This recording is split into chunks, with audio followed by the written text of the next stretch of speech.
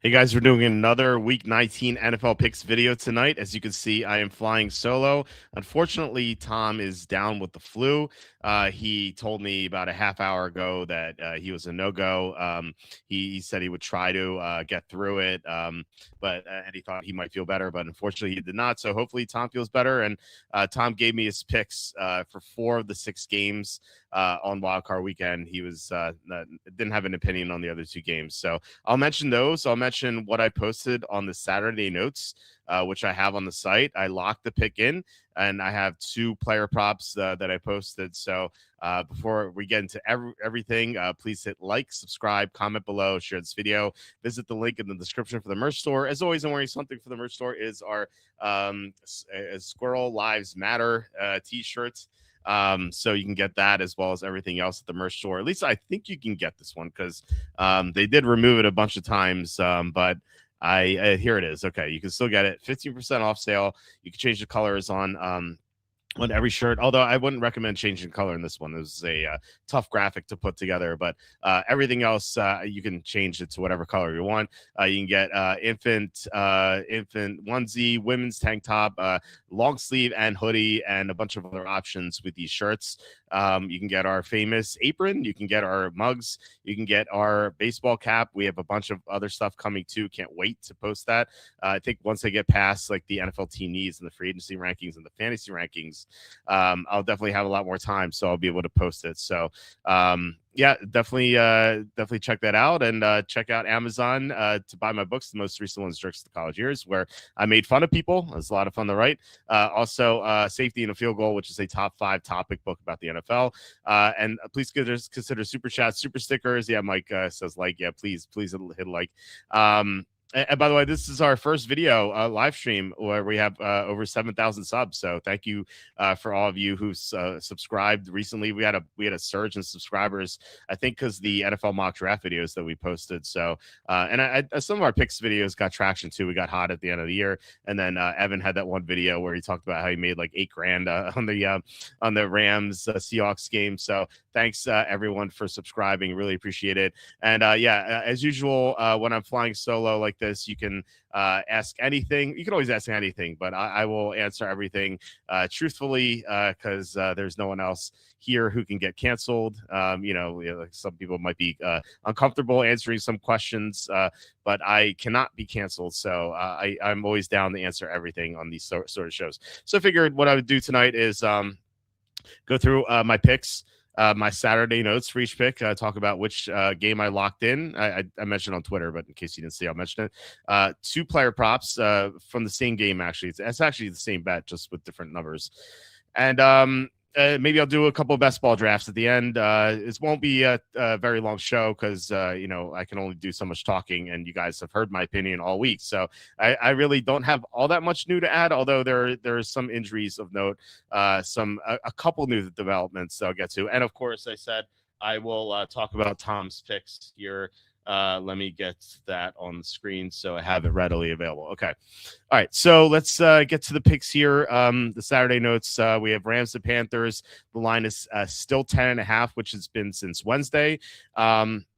So I got an email from Rami Y, who's a great emailer. He emails me a bunch of times with some great points. He pointed out that the Panthers, in that matchup in which they beat the Rams earlier in the season, they didn't have some players like Robert Hunt's coming back. They didn't have J.C. Horn for that game. A couple other guys, some bench players, but some starters as well. And he wondered, like, are you concerned that the Panthers will be at better health in this game? And I didn't, because like they had some of those players, not Robert Hunt, but they had some of those players against the Seahawks, and they lost 27-10. And I think the Rams are better than the Seahawks, a little bit better than the Seahawks. So I'm not worried about it. And something the Rams didn't have in that game was motivation. Like, they were coming off a national TV win against a team that was in the playoffs last year. Granted, only Tampa, but still. And they just didn't take the Panthers seriously. They had a divisional game afterward, so they thought they could just waltz into Carolina and win. And They didn't. They had a sloppy game. Stafford had three bad mistakes. Oh, one was tipped in the air. It's not really his fault. The other two were bad mistakes on his part that lost the game. The defense looks sluggish. I don't expect Bryce Young to play nearly as well. So I think the Rams win this one easily. I have the Rams here for 5 units, which is noteworthy because another game I locked in that has an increased unit count for my December NFL pick of the month. Okay, so there's that. And as far as Tom's pick is concerned, he didn't mention a pick for this one.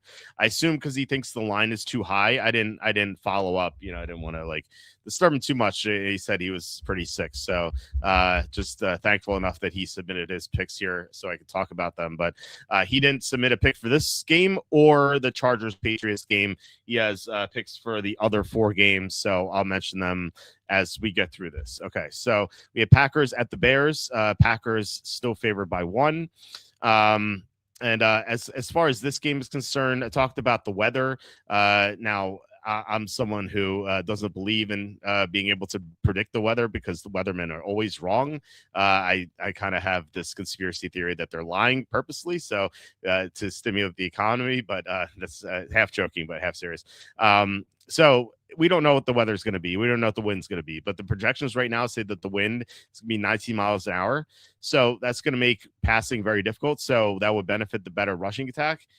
Now, I think the better rushing attack's the Bears because they have a better offensive line. Zach Tom, by the way, for the Packers is questionable, so we don't know if he's going to play, but definitely an upgrade over what he was, which was out in the past in the final few weeks of the regular season. So I have a feeling the Bears are going to run better than the Packers. However, Josh Jacobs is no slouch, and he could have a great game as well, albeit behind a slightly worse offensive line. So I could see the case to go in the Bears. And Tom, by the way, has the Packers, which actually surprised me because in last week's video, he was pretty surprised to see that the Packers were favored on the advanced line, but same number, -1. He said he really liked the Bears, so he switched the Packers. I'm not sure why. Maybe it had to do with the Bears losing to the Lions. I know we both had the Bears, or we had the Bears together in our super contest or Circa Millions card. So maybe that's the case. I know Kenny had the same opinion change on the Bears, where he was pretty high on the Bears until week 18, and then he saw them lose to the Lions, and then he changed his mind. I kind of get the feeling that based on the reactions of Tom and Kenny, and I fully respect their opinions, but I've heard that notion as well. So I wonder if the Bears are the right side, just because everyone's jumping off the Bears bandwagon suddenly because of a week 18 loss. But I still think I would favor the Packers. It's very close. I said this at the beginning of the week where I said I don't really have an opinion on this game. It's like my least favorite game of the week to bet. And so I'm just not going to get there pregame at least. Now, if any team goes up and the underdog is +7.5 or better, I think we should come in on the underdog. So that could be a live bet we do. If the Bears are behind, I think Caleb Williams' rushing yards will look great. Or if the Bears are just running really well against the Packers, maybe you would just ladder DeAndre Sweat and Kyle Monangai, kind of like we did in the Black Friday game against the Eagles. We could maybe do that too. So I think there are going to be some good in-game opportunities here, but pre-game, I just don't like anything here. But like I said, Tom likes the Packers. So we're going to move on to the late afternoon games. Or sorry, the Sunday games, I should say, because one of them is early afternoon. The Bills and the Jaguars. So this is where we have our player pop. As far as the Saturday notes, I don't think I have anything new really. So Josh Allen, just an update on Josh Allen. He had full practices all week, but that doesn't mean he's healthy. I said it at the beginning of the week. Like he'll probably have full practices all week. We don't know if he's going to be healthy. Some reporters said he's healthy. I don't know how they know that. We just don't know. Like once he has to start running, will he run? I don't know. We'll see. If he's running, then like I said earlier in the week, I think we could bet the Bills live if he's looking great.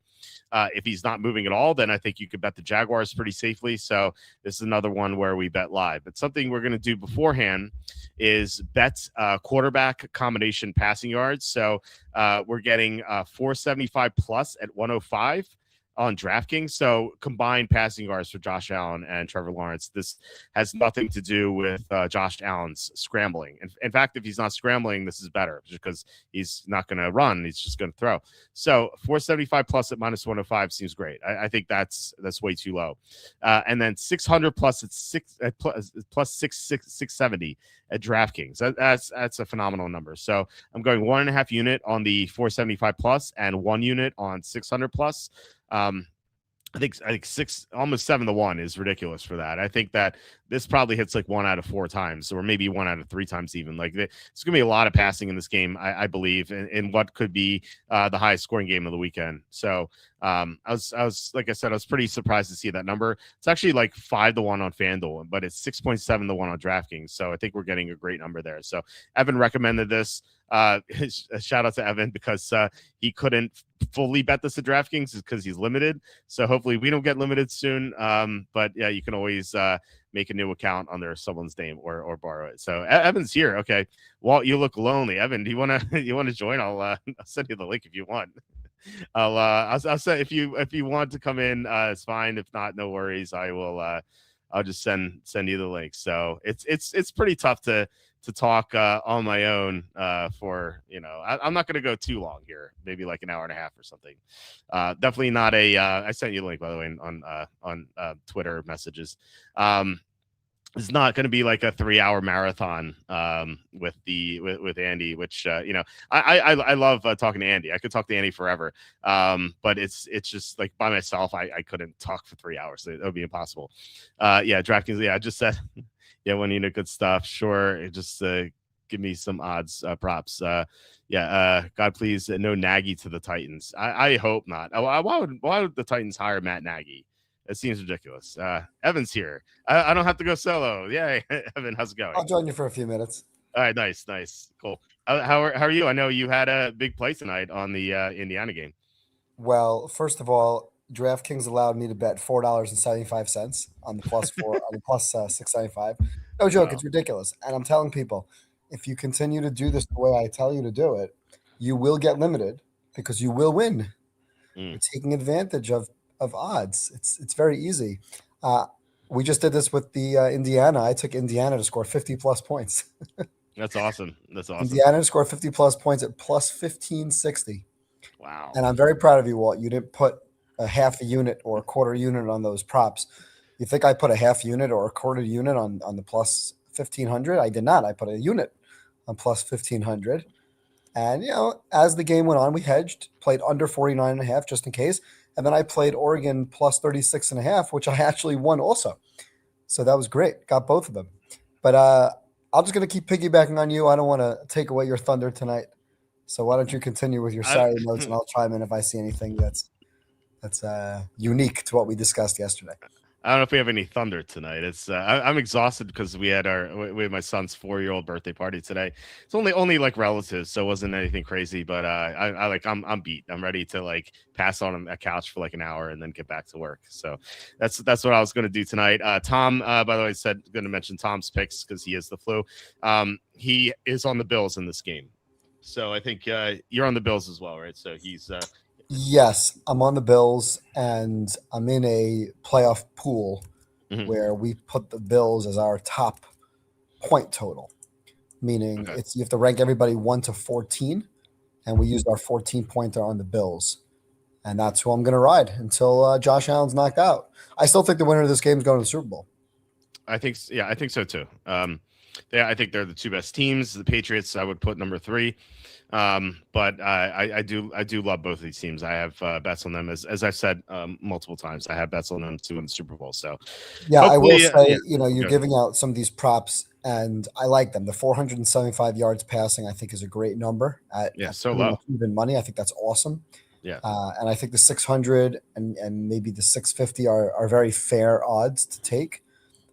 But I wouldn't go crazy with some of these pre-game because remember, you have 2 advantages when you're betting live. Number 1, the games always start slower. Okay, there's always a feeling out process in the first half or first quarter, and the action is very often right before halftime and then in the fourth quarter. So the odds and the live lines and the props are only for the game totals divided by minutes in the game. So as the game goes towards zero, meaning at any point after the game starts, you're getting better odds and your usage is significantly higher in that time frame as the game goes to the end, especially considering the game situation.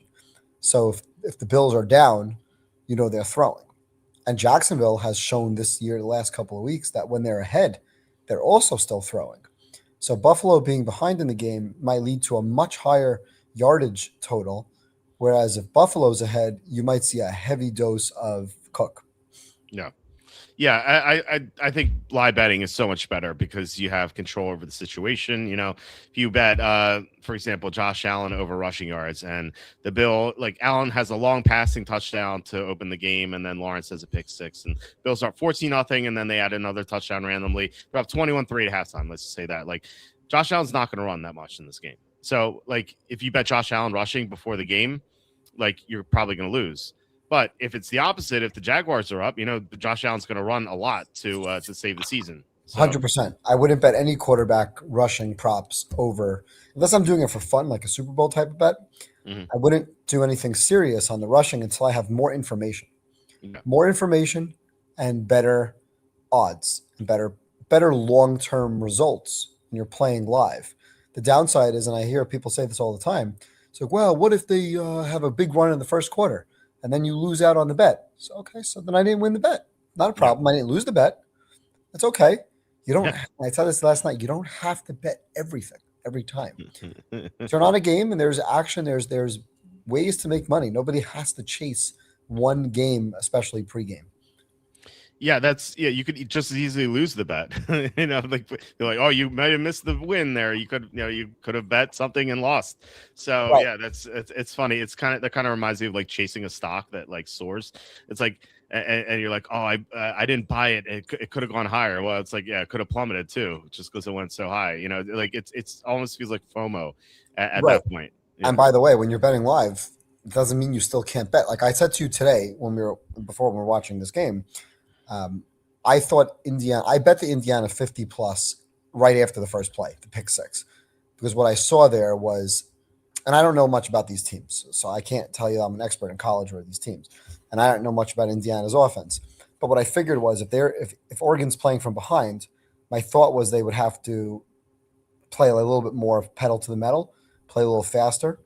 And Indiana's defense, if it looked like that and the crowd was obviously huge Indiana, then maybe we get a situation where, Oregon's going for fourth downs, flipping field position. And I didn't really think I was going to hit 50, a 50 plus, but it's still worth a unit because I'm getting 15-1. So does that happen?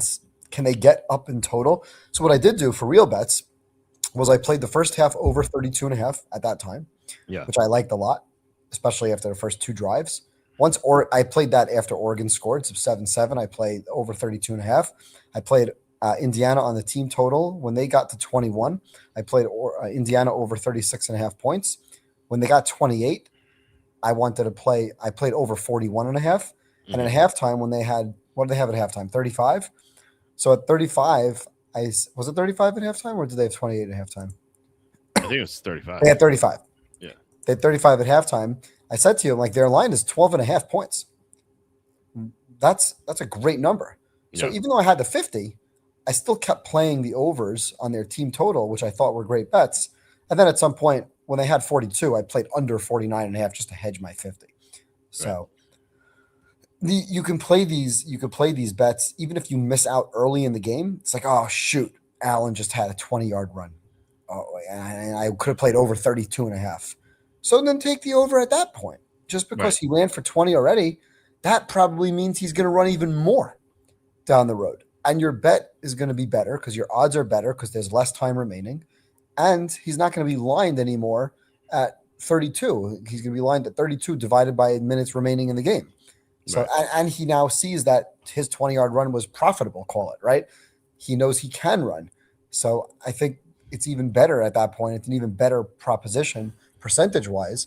So, okay, so you missed out on getting over 32.5 for the game. I don't even know what his number is. Is it 32.5? Something like that. I know it's like probably mid-30s. So if he runs for 20 yards on the first drive, You said, "Oh man, I'm like 70% of the way there." Mm-hmm. Now his number is 50. Okay, so what? It's Still 38 and a bet. half.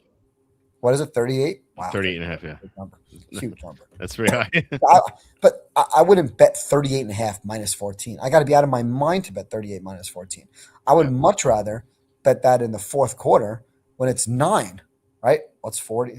Call it 40. Yeah, 9.5, yeah. It's gonna be 9.5 in the fourth quarter. That's one. That means it's 3rd and 10. He needs to get a first down, and in the fourth quarter, I'm going to play over 9.5. And by the way, it's not going to be minus 114. Yeah. It's going to be Yeah. plus money, and then we're going to ladder it to 15 and 20, and maybe he just breaks a big one, and now you're not going to get minus 14. You're going to get plus 200, and on your ladders, you're going to be like plus 600 and plus 1,000. Much better to wait. Much better information. Much better odds. Yeah, and to echo what I said, like you're gonna know the game flow. Like if Allen's up by 17, you're not gonna bet it in the fourth quarter because he's not gonna run. But Right. if he's down by 7 or 10 or 17, Right. like he's gonna run. Same with Lawrence. I think Lawrence is the same thing. If Lawrence is down, I'd like to bet his rushing yards over as well. So no matter what we have in this game, we have opportunity to bet the quarterback that's behind to rushing props. Yep, absolutely. So, or if they're tied, you can bet both. Let's get to the next game, which was let's see here. Get the right tab. The Eagles 49ers. So this is one I locked in. This line is picking up. I know. Yeah, it is 6 and everywhere except FanDuel right now, which I don't know if that's still the case. I announced it on Twitter about an hour ago, maybe an hour and a half ago. Let's go I back. see some 5.5 in Vegas. Okay. It was like 6 at Bookmakers, 6 at BetMGM, 6 at Caesars, 6 at DraftKings, and it is still 5.5 minus 112 at FanDuel. So online, at least, and Bet Rivers too, 6. Like online is the only place where I found 5.5. So that is where I bet the Eagles more. I said I was going to double down on this. I already had 3 units on the Eagles. Now, if I didn't, this is my mistake. I should have bet way more on the advanced line that we had. That was I guess making amends for my mistake, but I still think it's a good line. I still think 5.5 is too short. I made the slide 7, so I think it's too short. Trent Williams, he's gonna play, but he seems so shaky to play. They said like he's gonna try to play. Like it sounds so bad. Ricky Pearsall is DMP all week. He's probably not gonna go. As you said yesterday, Tatum Bethune's out, so like the middle of the field is going to be a disaster for the 49ers. Like this team just seems to have no hope here. And I just wanted to get ahead of the line, move to 6. So just locked in the 5.5.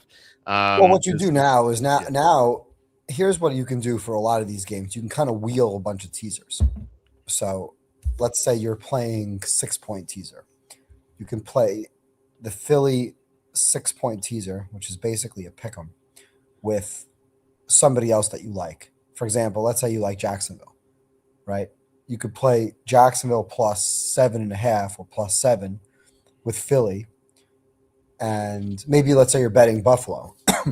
You can bet Buffalo and you can also tease Jacksonville and Philly. Or dare I say, I mean, again, you don't like going through 0, depending on where your line is. Because I saw some pick'ems out there for the Jacksonville game now. Is that accurate? I think so. They are the offshore books. Circa is pick'em. Well, I can't bet at Circa right now because I'm not in the holy land of Las Vegas. South Point is pick'em as well. Jacksonville. Okay, so Jacksonville offshore right now is Jacksonville's favored by 1.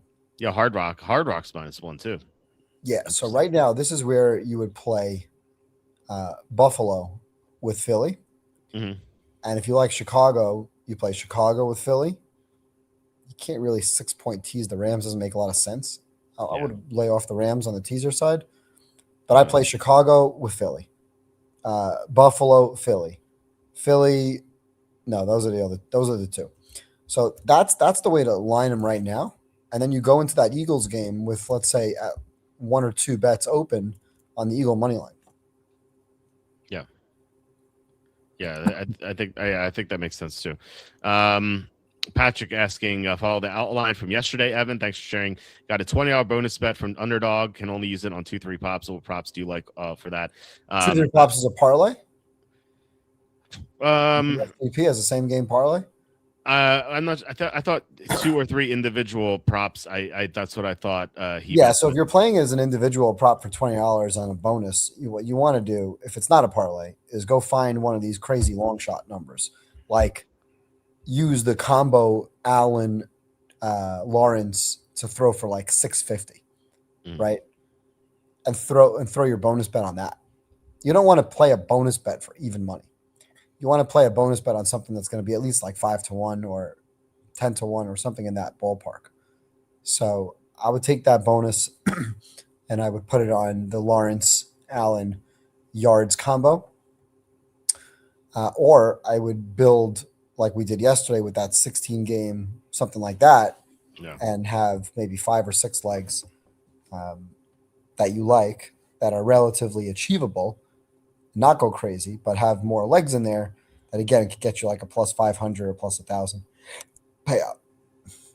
Yeah, I was gonna say the Allen plus Lawrence passing yards that we're talking about. So either 600 or 650, that would be good. So I mean, if you have 2 or 3, you could do one on two, one is 600, one is 650. Right. And also, if you don't want to combo the 650 because it's a lot of yards, play the 475 or the 500 yards, or play each quarterback to get 200 plus or 225 plus, and play each quarterback to get like 15 yards rushing. So you got 4 legs on Allen and Lawrence. So I always tell you this, like, I don't want to play Brenton Strange. I don't want to play Kincaid. I don't care if they're weak or strong to tight ends or not. I want the ball. I want money on the guys with the ball in their hands. So you play those 2 guys with rushing and passing yards, 225, 225, 15 and 15. I wonder what that pays. It's probably not terrible. Mm-hmm. Yeah. You want to quickly throw in the Allen Lawrence passing 225, rushing 15, and see if it's not a bad payout. You know what? It's probably not going to be that great, to be honest. If you're playing on a bonus bet, it's probably not enough juice. Yeah. I think we have that here. I'll quickly throw it in because I can put it together in a couple of seconds here. Okay. While you do that, I'll read a comment from Chris. I don't think people realize how clueless Amy Adams Strunk is. She just go by Amy Adams. Like Amy Strunk is such an ugly third name. She hires Nagy and keeps doing the things she's done so far. She'll start getting the recognition she deserves. She is refusing to let the Titans discuss a potential trade with the New England because they hired Vrabel. Yeah, that's. Look, I'm so glad she's in the NFL because she gives us a great betting opportunity each week to bet against the Titans, who are, I believe, like 9-29 against the spread since the start of last year, if I remember correctly. It's something like that. So, thank you, Amy Adams Strunk, or just Amy Adams, for giving us a great chance to bet against your team each week. Going Allen 20 yards rushing, Mm-hmm. Lawrence 15, and both of them at 225 passing. Only plays plus 320. Okay. So there's not enough juice. If you have a bonus bet, you want to play something that's going to be a little bit more fun. Yeah. Yeah. And by the way, one that you could hedge too. So right. something like 10-1 or 15-1 is something that you could potentially hedge out of later. So for $20, listen, I don't know what somebody's unit is. If that's your normal bet size, $20 is fine. But if you're playing $20 on a freebie, you might as well go for a 10-1 shot. Because it's not worth playing $20 to win $20, right? That's true. Dom asking, any worry that the touts RJ and Fez, or is that RJ White and Fezzik? I don't know. Have the Jaguars have the Jags in the build? Well, first of all, Fezzik's been unbelievable lately on his sides. He came in first place in the Super Contest last 9 weeks. Yeah. After having a really, really rough start. RJ doesn't watch football. So he's not really, I guess you call him a tout. He doesn't really watch the games. He handicaps the handicapper. I don't know anything. I mean, I've seen him around. I don't know anything about RJ. He doesn't have a clue. He doesn't have really. Okay. Nah, he doesn't know anything. Okay. So any worries that Fezzik then has the Jaguars? Fezzik knows a lot. Fezzik doesn't watch all the games. Fezzik is an unbelievable bettor. Knows exactly how to bet, but he'll watch like 2 or 3 games on a Sunday. Yeah. He's not watching 7 games. He's going to focus on 2 or 3, and then he'll have red zone on. But he knows math. I mean, the guy is as good as it gets when it comes to the math. I've learned a lot from him, just listening to him. So from a math perspective, he's an absolute genius. And from what comes to contest play, there's nobody even close to as good as what he brings to the table from a contest perspective. RJ Bell just owns pregame.com and handicaps the handicappers, but he doesn't watch the games. He'll look at the box scores. I think his best bet last week, somebody was telling me, was Green Bay's team total over 13.5 points. Oh my God! It's like that. That's like the type of handicap you bet. Jeez, Because he look at the box score. He didn't know who. He said like who's their third backup can't be that much worse than the second backup. He had no idea that the third backup was Clayton too. Yeah, so you gotta you're not getting any real analysis. You gotta watch the preseason games, not just the regular season. Right. No, but like Jacksonville, Andy said this the other night, and I said this in my own handicap, is that Jacksonville hasn't beaten anybody the last 2 months of the season other than Denver and the Chargers. Mm-hmm. Now, I agree with you that Jags are a good team. I think Jags are a top 5 team, the way they're playing, at least. But it's because somebody else, has them, that doesn't mean a damn thing to me. Yeah, so he says Jaguars, considering Bills have running backs the most money handle on them to win it all. You might recall me saying something similar last year, Bills versus Chiefs. Bills have running backs? Wait, the Bills have the running backs the most money handle them to win it all? Tom, that comment probably means maybe there's a typo in there, that there's a lot of liability for the books. I would assume so, but running backs, I'm not sure. I don't, Dom, if you can clear that up, I'm not quite sure what that means. But look, I will say in general, yeah.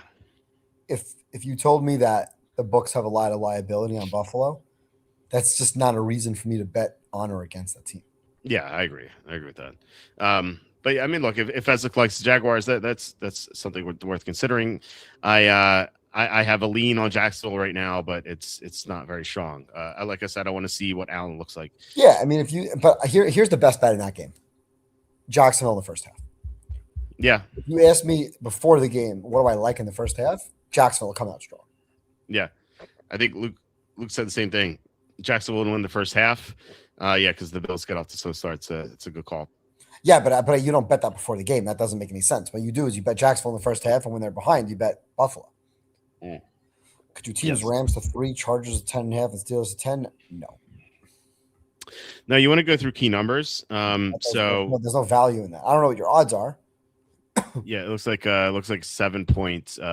3 teams 7 pointer. Like plus 140, plus 150, something like that. I don't know, but like the whole point of the teaser is to get the key numbers, and like the Chargers, you're only getting 6 and 7, and Steelers, you're getting a 3 non-push on the 3, but then 6 and 7, and then 10 could easily push there. So you'd be. By the way, you're going to win that bet. So it's just I don't like the math. I don't like the way the math works. Yeah, I don't like this teaser. I like the wheel. If you want more risk, sorry, nobody wants more risk. If you're not afraid of more risk, right. Wheel 1 game into game 2, 2 into 3, 3 into 4, and so on.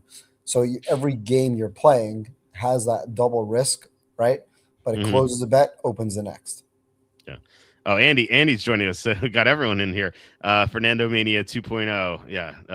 That was a great game by Indiana. Yeah, typo. Evan got it right. Yeah. Okay. So, as you suspected, because the books have the most handle on the Bills, so they have the most exposure. So. I don't know. I mean, is that why they bet the Jaguars? Because of the Jaguars.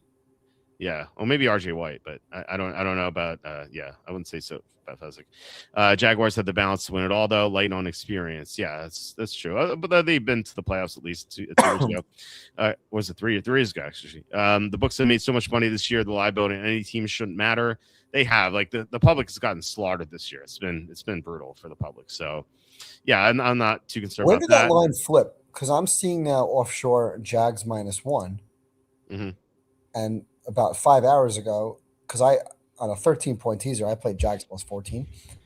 And now I'm seeing Vegas is pick 'em. But offshore now is Jags -1. Yeah, but FanDuel still Bills -1.5. FanDuel is -1.5. Yeah. For Buffalo? Buffalo's minus. That's scary because FanDuel is catering more towards public bettors. Mm-hmm. So that means professional money is coming on Jacksonville. Yeah, Dom with the $5 super chat. Thank you, Dom. I really appreciate it. Thanks, guys. Appreciate the information. Love tuning in. Well, I love having you guys here. I love talking to you guys. It's always a blast to do it. So thank you so much. I love the community we have here. Everyone's. I feel like everyone's pretty sharp in the comments, and we always have great conversations. So thank you so much. Yeah. So yeah, it looks like sharp money on the Jaguars. I would say sharp money on the Eagles. Steelers at 3.5, not 3. And maybe the Rams at -10, but not 10.5. So I think that's where the sharp money has gone so far. That doesn't mean the books will lose. The Bills win, just profit will be lessened. Yeah, it could be. Yeah, it could be the case. I think DraftKings also Bills -1.5 as well. So yeah, it looks like all the online ones are favored toward the Bills, whereas the Vegas ones are favored to the Jaguars. So that's interesting. I assume that the online sportsbooks will catch up tomorrow. So if you like the Jaguars, I would bet them now at the +1.5. If you wanted to bet a pregame, at least. Okay, so as far as you're teasing now, getting +7, 7.5. Right, yeah. Tom has the Eagles in this game as well. Has your opinion changed on Eagles 49ers, or actually I didn't ask you about the Saturday games either. Has like your opinion changed on any of these games in the past 24 hours? No, the Rams I still think will win by a big margin. And the only game that I continue to go back and forth on is Green Bay, Chicago. I just don't trust Love. It's really what it comes down to. If Malik Willis started, I would probably pick Malik Willis. I'd be more confident too. I also really want to see the snow. And I really think I don't want to put too much thought into it, because if you think about it for the next 3 hours, you'll go back and forth 10 times. I'm going to bet the team that's behind, and I'm going to bet Caleb Williams rushing if he's behind, and I'm going to look for opportunities that we'll find something in game. There's plenty of time and plenty of bets and plenty of props that we can look at. So I'm not like stressing out over the pick on the game. In the pool that I'm in, my partner and I took the Bears. Okay, no change there. Okay, did Evan do alternate line with the Rams? No, I did not do an alternate line with the Rams. I am not betting much on the game. I am in money line parlays with the Rams, not super heavy. Probably like a third of what I would normally put on a big bet on a regular season. I'm very, very light going into this week right now. As far as my normal handle on a pre-week, I'm literally maybe like 20 to 30% of what my normal handle would be. Okay. And that's because there's only 6 games. So right. I am not the person that's just gonna, hey, I bet X amount of dollars a week. This is I'm just gonna bet more on these games. Not happening. I do know that I gotta be cautious because with standalone games, this is where you can get aggressive if the opportunity presents itself. So I'm very light my normal handle right now. Just as an example, wow. Like week 17 handle, I'm just gonna do the math. I'm not gonna go through the total dollars, but right now, my handle this week is under 8% of what I bet in week 17. Oh, wow. 8%. 8. That's pretty nuts. Not 80, not 20, 8. 7.87 to be exact. I have literally very few bets out because I just don't find real opportunities in some of these games. Right now, on pregame, like 3 of the games are complete toss-ups to me. So that Chicago Green Bay game, I cannot wait to find some in-game opportunities. Yeah. So, and there will be some for sure. There will be some. Yep, absolutely. Absolutely. Evans, do you still like the Bills knowing the Sharps and Walter on the Jaguars? I don't think you're. But like I said, I'm not coming out there and saying, "Hey, everybody go bet Buffalo right now." I'm not suggesting that, and I also don't push it pregame because I am not sure. But if you had to make me pick, I think Jacksonville's up early.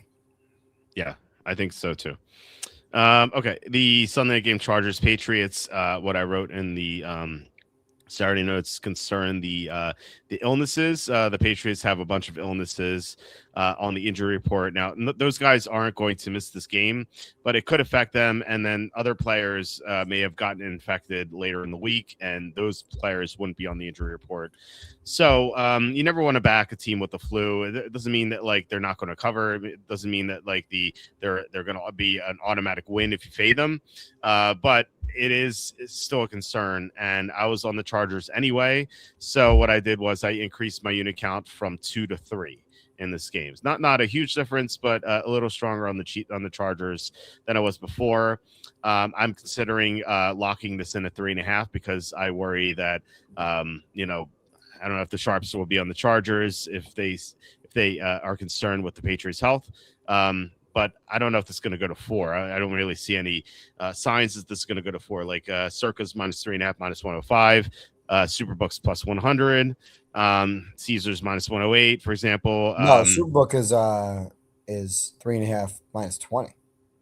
Oh, this is not updated then. Because okay. you can get. I'm sorry. No, I'm sorry. No, you know what? I my apologies. I'm looking at the Patriots line. Sorry. Okay, yeah, so the Pats are 3.5 even. Yeah. So so that's I meant Patriots. I meant like the Patriots are -3.5 +100 on Superbook. So my point was like it's not edging toward 4. You know what I mean? Like it's edging closer to 3. Yeah, but you know what? Yeah, if you like the Chargers, and I think this is probably one of those that we said yesterday would have been like a potential contest pick. I still think New England's going to win the game, but I think the Chargers could win the game, and I like 3.5. So yeah, even if you can push it to 4, and you get a slightly better number, your risk is worse if it goes to 3 than if it goes to 4. And the fact that right now it's sitting 3.5 even, and the 3.5 on the Charger side is 120, that suggests it's closer to going down than it is up. Yeah, FanDuel has it -10 both ways. Mm-hmm. That's exactly my thought. Is that it's more. And if you like the 3.5, your asymmetric risk. If it gets to 3, that's a nuisance. If it gets to 4, it's like, all right, whatever. Right. Exactly. Right. Yeah. It was never 4 during the week anyway. So. Yeah, that's. I think it's more likely. No, it's the opposite. It can be worse for the Chargers, but the juice now towards the Chargers side, it could go. It's more likely to go to 3. I don't think it's going to go to 3. I think they'll play the juice line a little bit more, like the 3.5 even. Makes more sense because I think a lot of the public want to play New England. I think New England's going to win, but I like the 3.5. I think it's going to be a close game. Yeah, very close game. Yeah, but once again, 2 quarterbacks that run. So find the one that's behind, play him. Yep, exactly. Play the Russian. Yep. Okay. So and Tom did not have a play on this game. Right? Yeah, he did not have a play on this game. So that was one of 2 games where he did not submit a play. And then Texans at the Steelers. I always talk about how my father-in-law loves to bet the Steelers win total over. He has never lost ever. If I'm going to Vegas, he gives me $100 and he's like, bet the Steelers over wins, and he has never lost yet. He loves the Steelers +3. So for what it's worth, he's gotten a lot of money here betting the Steelers, and he likes them one more time. But yeah, I feel like nothing really to add here. The injury report was very clean. There's for starters at least, like this is like backup Jawar Jordan's DMP, but for starters, none had DMPs today, and there were only 4 limiteds. So there was a 5th, but that was due to rest. So they're all pretty clean here. And as I said before, the Sharps took the Steelers a +3.5, but not necessarily 3. So if you think, I don't know if this is going to go back to 3.5, I'd be surprised given how the Sharps bet the 3.5. No, I don't think it's going 3.5. I still lean to Pittsburgh. Yeah, 3, no change. But this is it's a toss-up game. I think this is going to be the game where it's going to be really low scoring. Neither team gets to 20 points. 3, you can win even with a 1 or 2 point loss. I think you're in a good position with the +3 there, and. Yep. Andy's right. If that line hits 4, it's going to drop right back down. So you might as well play your 3.5. I guess waiting till tomorrow or Sunday can't hurt, but you're gonna be annoyed if it gets to 3. Yeah, that's how I feel about that. Yeah, and I agree. I think it won't last too long. Indiana plus 130 to win the championship was free money. Uh, yeah, it seems that way. I recommended betting like you talk about, like betting the Indiana money line this game and then the next game, like taking your winnings and betting the Indiana money line. But I think that line is going to be higher than I anticipated, just based on how they dominated Oregon in this game. Do they have? I assume they have a line for this. Yeah, What it's is it? 7.5 Seven, minus 7.5. 300 on the money line. Yeah, minus 310 here on FanDuel. So, yeah, I mean, look, I don't suspect that I'm going to change my opinion on this game. I'll get to back to Pittsburgh in a second, but I would take Indiana minus 7.5 at this point. Miami is not as good as a normal championship team would be, and this is a big talent discrepancy. Indiana has been so good down the stretch. It's hard to imagine this game being close. So, is that how you would lean as well? I have no idea. I have barely watched Indiana at all this entire season. I've watched Miami a couple of times. I'm not impressed. Wasn't impressed yesterday with Miami. Hmm. From what I know, from the little that I know, from the little that I watched, Indiana, their defense is very good. So I would look towards Miami not scoring much. I couldn't tell you an opinion that's actionable until I saw any part of the game. I saw all 5 minutes tonight and won $1,500 on the game. That's I great. can't give you that kind of insight until I see something. Yeah, Although yes, the game is in Miami. yeah, It's going to be hard for Indiana to have the crowd advantage at Hard yeah, Rock. You yeah. also have to factor in rain possibility, right? Mhm. Miami, you never know. You can have a downpour for an hour. What's the over under in that game? 48? Is that 46? 48? I can't. 48, 48 and a half. 48 and a half. Yeah, I would lean towards the under. Um, Mm-hmm. I would definitely lean towards the first half under. Mm-hmm. I would see what that is. If that's 24 and a half, that would be a very, very nice under to play. We've seen some of these Super Bowls and college games, championship games that start out very slow. Although that TCU Georgia game did not start out very slow. Yeah. I would think that this game is going to have a little bit more of a feeling out defensive struggle, and under 24 and a half in the first half would be something that I would look for early. Mm-hmm. Yeah, that makes sense. Hoosiers have outscored the Tide and Ducks by 90-25. It's pretty good, and I don't know. I consider those two teams better than Miami. So I I would also look in game, tonight when it was 21-7 and Indiana had the ball. The line was 13 and a half.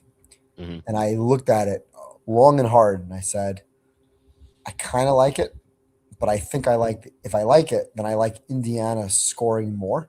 Yeah, And that's where I leaned. That's where I started playing Indiana over 36 and a half, 41 and a half, and then 47 and a half at halftime. right, right. Um, There was a 70. comment about the line move in the Eagles Niner game. And that line moved because the line should be 6. And public money be damned because public doesn't know anything. The Niners, unless it's any given Sunday, and the Niners get lucky with some turnovers, if that game is played 10 times, the Eagles are going to win that game by margin 60 to 70% of the time. Mm-hmm. Yeah, I just don't see it. I want to believe that the Niners could win or keep this game competitive or have some edge somewhere. They just don't. They're going to get mauled on the line of scrimmage. And the only way this game is close is if the Eagles beat themselves with stupid play calling and Hurts just not completing a pass in the second half, for example, which has happened twice this year. yeah. I just don't think the Eagles are not going to show up in a playoff game in defense of their Super Bowl title. And they don't like the Niners. So it's not a divisional game, obviously, but this is very close to it because the Niners have knocked them out a couple of years ago. They knocked the Niners out 3 years ago in the championship game. Niners came back, and when the Eagles were 10-1, that was the game the Niners killed them. It was like 42-6 or something. So they've gone back and forth in this little rivalry. Mm-hmm.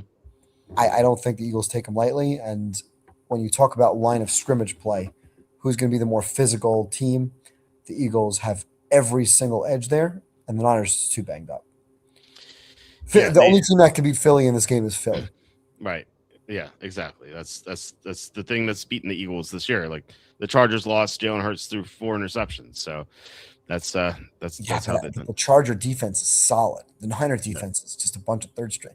Eric Exactly. Kendricks is wearing the green dot. It's so bad. He's so It's old. so bad. That's crazy. It's nothing they can do about it. Tatum Bethune, just, pulled groin, strained groin muscle. Fred's out. Bosa's out. Their best pass rusher is Bryce Huff. Yeah. It's like they don't have the talent. And Salah's done a great job with this team, with this defense. It doesn't show it in the box score, but they're playing with scrubs. They're playing with backups and rookies and second year players and players that I've never heard of. And I'm a fan of the team. I follow every beat writer and I watch their practice reports and practice that's open to the media and video highlights. And I tend to know who the players are. And I can't name the 11 guys starting tomorrow. It's crazy how So ravaged by injury they've been. it's It's crazy. insane. Yeah, yeah, and it's nothing new. I maybe they No. don't stretch properly or something. Like There was a something's report going about on. this electrical field of some sort next to the stadium. Uh-huh. You read about that? No, no. If you Google Levi Stadium conspiracy theories right now for injuries, I'll just pull it up real quick. Levi Stadium conspiracy injury theory. I'll tell you what it is. Wild conspiracy emerges behind 49er injury nightmare. They're saying that, let's see here. Since the move to Levi Stadium in 2014, countless players have gotten hurt with soft tissue injuries and tendon ruptures, including McCaffrey, Purdy, Warner, Bosa, Ayuk. According to a researcher named Peter Cowan, who is a board-certified quantum biology practitioner, these problems are likely due to chronic exposure to low-frequency electromagnetic fields from an electrical substation right next to the team's facilities. So he was doing this whole report, and then eventually they kind of threw him out. He says the damage is subtle until a routine cut or block ends in catastrophic rupture. He added in a thread which generated over 10 million views on X. So the guy's name is Peter Cowan, Cowan. If you want to Google it, who the hell knows if this is real or not real? Well, he is quantum biologist, which sounds very serious. So I mean, it could be like a nutball conspiracy theorist, but maybe. I'm definitely not smart enough in biological magnetic fields to have any opinion on this. But maybe there's some truth to it. If someone came to me and said, "I am a quantum biologist," I'll believe anything they say. So, Right. So I don't know. Maybe that's the case, or maybe they just don't stretch enough, or why not both? Could be the same thing. Bills Jaguars over parlay to Texans Steelers under is 5-2 on FanDuel. Seems logical to me. Bills Jaguars parlay with Texans Steelers under. I like the under in most of the games this week. If something's going to go over, I think it's probably Bills Jaguars. But I think that I just don't like the parlays, especially day to day. Yeah, I would rather play the Bills Jags over. Yeah, just bet it straight.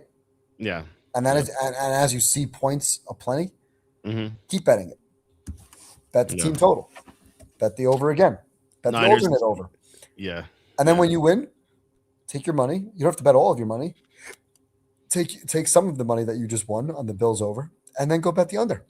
Bet the first half under, bet the team total under, bet the under in the game for Houston, Pittsburgh. Because I agree with you. I agree that it's going to be a low-scoring game. I have it at 19-16, 19-17, or 20-19. So I think the winning first to 20 wins. Yeah. Niners 10 teams under 100 rushing yards and 6 teams under 16 points. Okay, so I'm not even going to go through it right now, but Andy, the Niners played the Browns, the Titans. I mean, come on.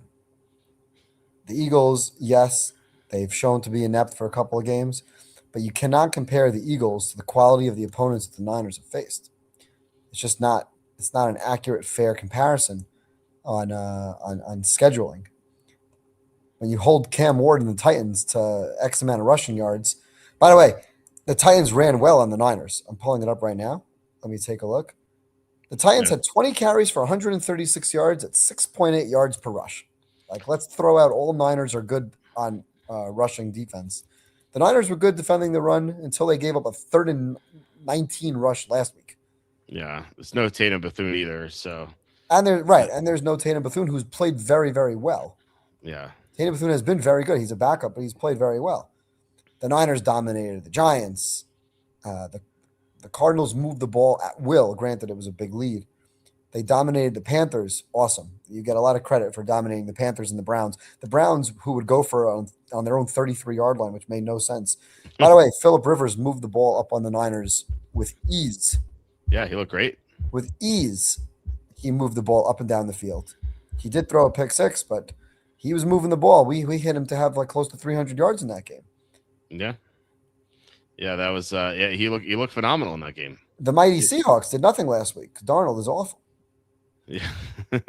13 points to the Seahawks. That was if you're going to point to like, Seahawks are a little overrated, just like maybe that result, I don't know. And we just can't count any games where the Niners had any of their defensive players. Like Fred Warner is arguably the best linebacker in football. Might be one of the best. He's one of the best linebackers I've ever seen. And him being out of the lineup, and now Bethune being out of the lineup, you're down to Eric Kendricks. Yeah. I wouldn't be surprised if the Eagles win by 3 or 4. By the way, I don't have Eagles -6. I have $0 on Eagles -6. You know what I have? Eagles -130 on the money line. Eagles -2.5, -105. That's pretty much the majority of my action this week is those two bets.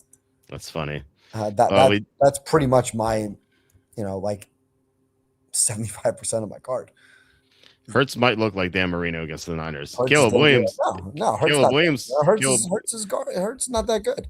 But you know what? If he's anything like Phil Rivers, what did Phil Rivers do against the Niners?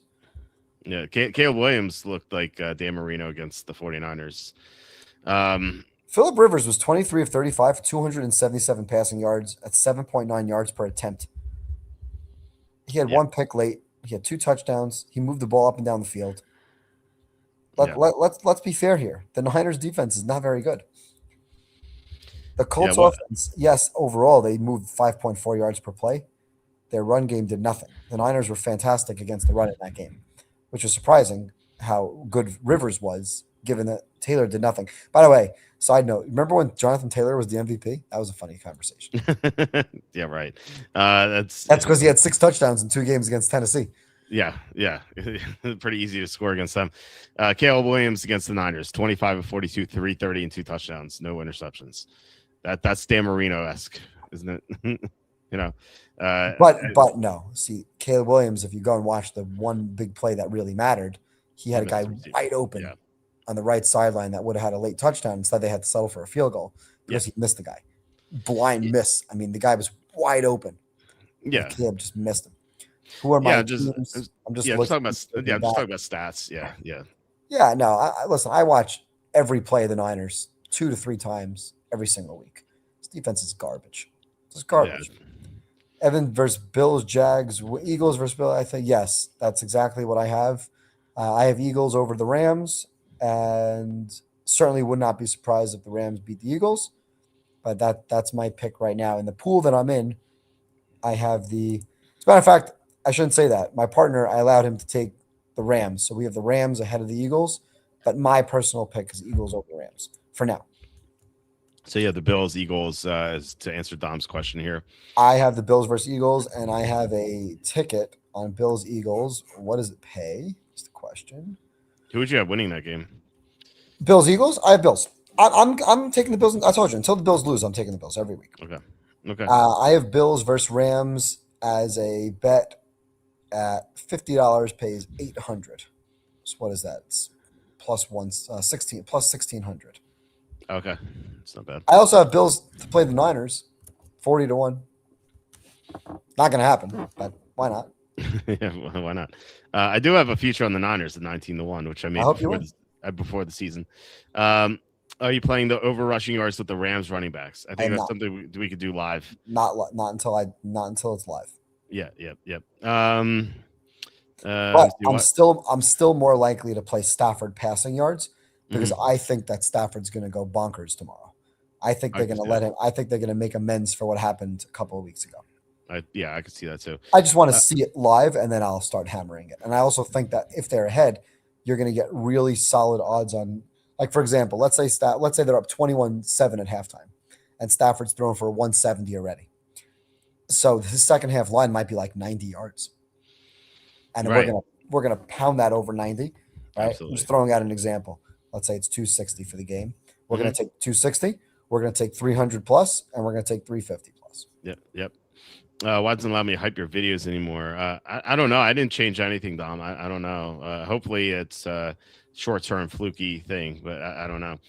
All right, then in that case, I'm a quantum biologist and Geno Smith's the top 10 quarterback.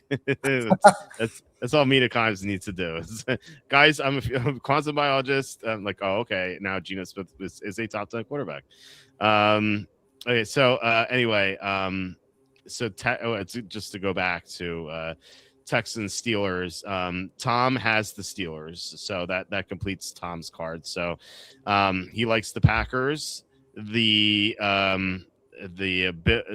Jaguars. I think the Bills. I think it was the Bills. The Bills. He likes the Packers, Bills, Eagles, and Steelers this week. So we don't get to hear why, but that's who he picked, and hopefully he feels better. Yeah, so nothing really changed for me in this game. Still have a small to medium sized play on the Texans. Steelers. But yeah, we'll and as you said yesterday, I don't think there's like much to play live in this game. I can't really think of what to play live in this game. Maybe like Kenneth Gainwell receptions or something, but I don't like receptions. I generally go for yards more than receptions. Yeah, receiving yards. You only need one reception to get your yard, and sometimes, like an NBA prop, if you're playing receptions, you can't get it in one shot, right? Yeah. Who would I like in that? Maybe Gainwell yards receiving in the second half if they're behind by a little bit. You could do like right before for halftime because they really not much. You know what I'm going to play in that game for fun? I'm going to put it in right now. What they do is like. I'm going to tell you what I'm putting in. Let's see if you want to tail me on this just for fun here. Okay. While you look it up, I say right before the first half because in the 2-minute drill, the running backs tend to get more receptions than in most cases. So it's like 4 minutes left in the second quarter, then maybe you do that then. Mm-hmm. So what are you thinking? I'm thinking defense to score touchdowns. Both of them? Yep. And then a parlay. Houston defense pays plus 850. Pitt defense pays plus 1100. And the parlay plays 140 to 1. So I just popped this in now. 3 bets in, $50 each. And it pays, if you hit one of them, great, you get lucky. And if you hit them both, it pays 7,000. All right. Well, hold on. So defense, and this is just defense, not special teams, right? So yeah, Houston defense anytime plus 850, and as you said, Steelers plus 110. Yeah, this plays 138 to 1, and so a $50 bet will give you $7,000. So, beautiful. Maybe we'll do that. Yeah, why not? I mean, I just did it. They're offering me a cash out right now of $30 on the $50 bet that I just played. You gonna do it? Oh. I love when the cash out's like immediately less. By the way, it's like, oh wait, I made a mistake. So I have my $100 pays $1,600 on Indiana to score 50 points. I think at halftime, it was before halftime. It was in the second quarter. They had 28, and FanDuel offered me $305. So I'm in real estate by trade, right? And I broker and I own buildings and I sell and I broker buildings, and people give me low ball bids all the time, and I just laugh in their face. So I was with my son, and he said, "Oh, they're offering you $305. What are you going to do?" I said, "I'll tell you what I'm going to do. I'm going to go bet the yes team to score 60. It's a disrespectful low ball bid, and so I'm going to take the yes Indiana to score 60 at 20 to 1, which I took and lost. No, I didn't cash out 305. I let it ride, and we won. I hedged it later which I ended up breaking even on my hedges. I played under 49.5, which lost, and I played Oregon plus 36.5. So I figured if Indiana stuck at 49, I would have covered the Oregon plus 36.5. And if not, then I got my over, which I did. And then Oregon scored a touchdown anyway. So, yeah, I mean, I like the touchdown scorer prop there. You get some luck with Houston's defense. Maybe you get a strip sack fumble. TJ Watt's known for it. Rodgers, I think he'll get the ball out very quickly, which is one of the things I like about Pittsburgh in the game. But there's really not much to play in this game other than unders, team total unders. Like, I just don't think there's going to be a lot of yardage to go around. Mhm. We'll have to just wait and see what the situation is, who's the hot hand. Because I don't really see anybody on Houston that I trust. Certainly don't trust any of the running backs. Yeah. I don't trust Stroud. I don't trust Rodgers. The only person really from a prop perspective would be Gainwell. And that's assuming Pittsburgh has to come out and throw. The problem is they can throw to Warren too. So there's nothing great in that game from a prop perspective, like Caleb rushing, like Lawrence Allen rushing, like Herbert May rushing, like McCaffrey receiving, rushing combo, things like that are much more Puka or Stafford kind of bringing those guys together.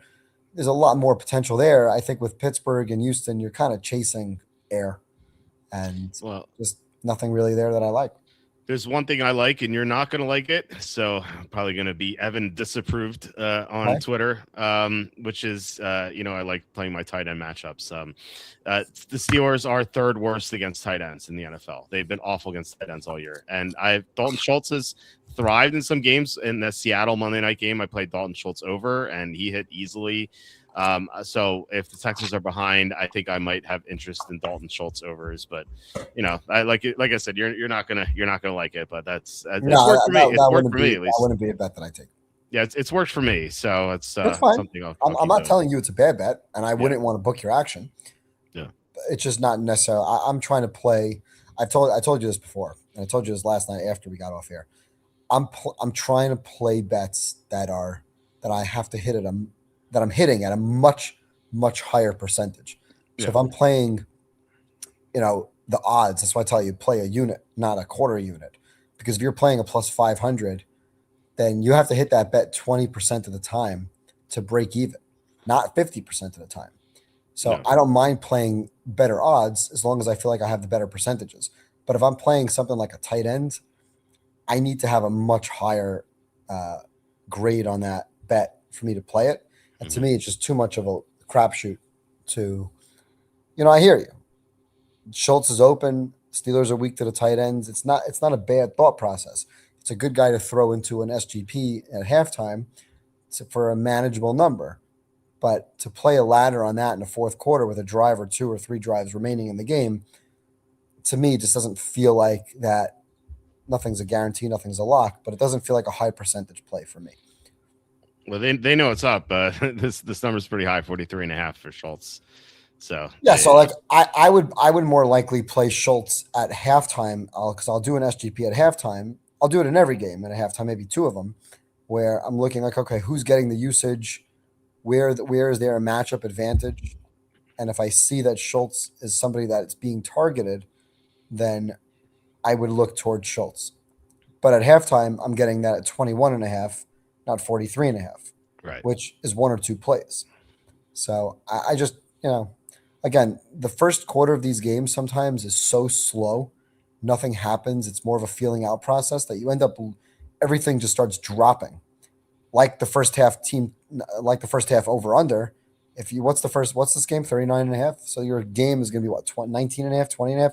It's probably too low to take the under because again, you can get the defensive turnover scores that could put you in a position of losing out on those points. But like the Miami Indiana game, 24.5 is a lot of points. And if you waste 6-7 minutes on a first quarter drive that ends in a field goal or teams that are going for 4th downs, then and not getting them, then that's something you can take advantage of with unders, and you're not going to get those yards over until later in the game when the situation calls for playing a little bit faster. Yeah. Speaking of which, those are 2 coaches that will take the points on 4th and short. They're not necessarily Tomlin's. For the most part, Tomlin's not going for 4th downs. He did on the goal line against Baltimore, which I found interesting. Mm-hmm. But for the most part, he's usually taking the 3. Yeah. So they're playing for field goals. There's not as much yards to go around, especially early in the game. That's why I generally let's talk halftime and see who's getting the usage and who's available rather than flipping coins pregame. Yeah, the kicking props is I think we talked about yesterday. I think or maybe we talked about the kickers, maybe not Oh, the props. speaking of kicking props, Yeah. RJ Bell Fezzik did have one excellent kicking prop. If you want to pull up the Jacksonville game, I don't know if it's there. They like Cam Little to have the longer field goal, and that's a great bet. Where in the world is that? Where in the world is that? Yeah, DST. There we go. The longer field goal, game specials kicking. I'm not seeing it. Maybe not on FanDuel. Maybe I don't know. not on FanDuel. Okay, I don't. It may not even be up yet at all. But that was great logic because Prater is hurt. Yeah. And Prater doesn't have as much of a leg. Prater is like our age. Did you, Cam Little kick 65-yard field goals like they're nothing. Yeah, he's crazy. He kicked the 70-yarder in the preseason, and he had he had 67 right last week. Yes. Hold on, did you say RJ Bell? You meant RJ Bell? Yes, that's who the person was. You said RJ White, but it's RJ. I said, yeah, there is an RJ White who is a handicapper. I have no idea who that is. Okay. But it said RJ and Fez. I assume they meant RJ Bell. So RJ White, if you hear this, sorry, you're like catching strays here. I don't know. Like I've read RJ White's analysis. I think he knows football. RJ Bell, on the other hand, I'm not too familiar with. I have heard the name before, but I'm not too familiar with it. So, sorry, RJ White. Anyway, points margin. Philly plus 54, Niners plus 66. Schedule 49ers foes 144 and 145. Philly 144 and 145. Teams much closer, 17 games that people believe and no major coaching edge. Andy, God bless. I hope the Niners win. Yeah. Andy, if the Niners win, you'll join me at the Win Buffet for a nice breakfast in May. Yeah, I've heard of RJ White though. It was Bell. Okay, all right, okay. Well, we got that straightened out. So RJ White catching strays, but that's okay. I don't want to waste too much time on going through Niners schedule, but Andy, I promise you, if you really look deep into it, the Niners have a much, much, much easier schedule than the Eagles. Much easier. It's not even close. It's not even close. The Niners played the two schedules.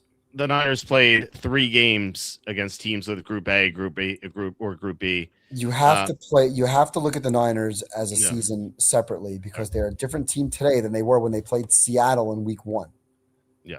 Even Jacksonville. I mean, they didn't have Bosa in Jacksonville, but they had Fred. And then they had Mac Jones for a bunch of games.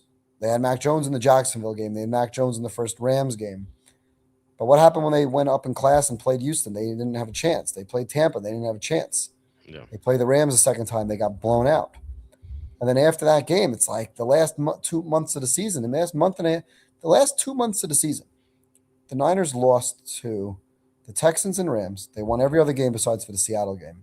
They beat the Giants, the Cardinals, the Panthers, the Browns, the Titans, the Rivers Colts. They had a shootout with the Bears, who are one of the worst defenses. The Eagles, meanwhile, for the whole season, they beat the Rams in a game that was a great game. They beat the Chiefs. It's the same team all year, right? Some games they had health, some games they didn't. Obviously, Jalen Carter was in and out of the lineup. Lane Johnson was in and out of the lineup. They beat the Vikings on the road. They shut down the Packers defensively. They shut down the Lions defensively. The only bad game they had really was, of course, my Circa Survivor Bears game. Now, yes, they beat the Raiders 31-0. I get it. They beat Josh Johnson's Commanders. I get it. There's some cupcakes in there.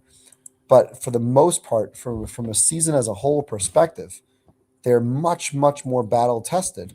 And when I go through my resumes, which is really a big key in round 1, Philly is 6-2 against good teams with 7 quality wins. The only team with more quality games than Philly is the Rams, who had, in my opinion, 8. Mm-hmm. The Niners had 3 quality wins all season. 3 quality wins all season long, including the Mac Jones Rams game, the Seattle game in Week 1, That's and the Bears game. I'm giving them a quality win for the Bears game. There's no other quality win there. Yeah. Yeah, they've had a They barely beat the Cardinals in week 3.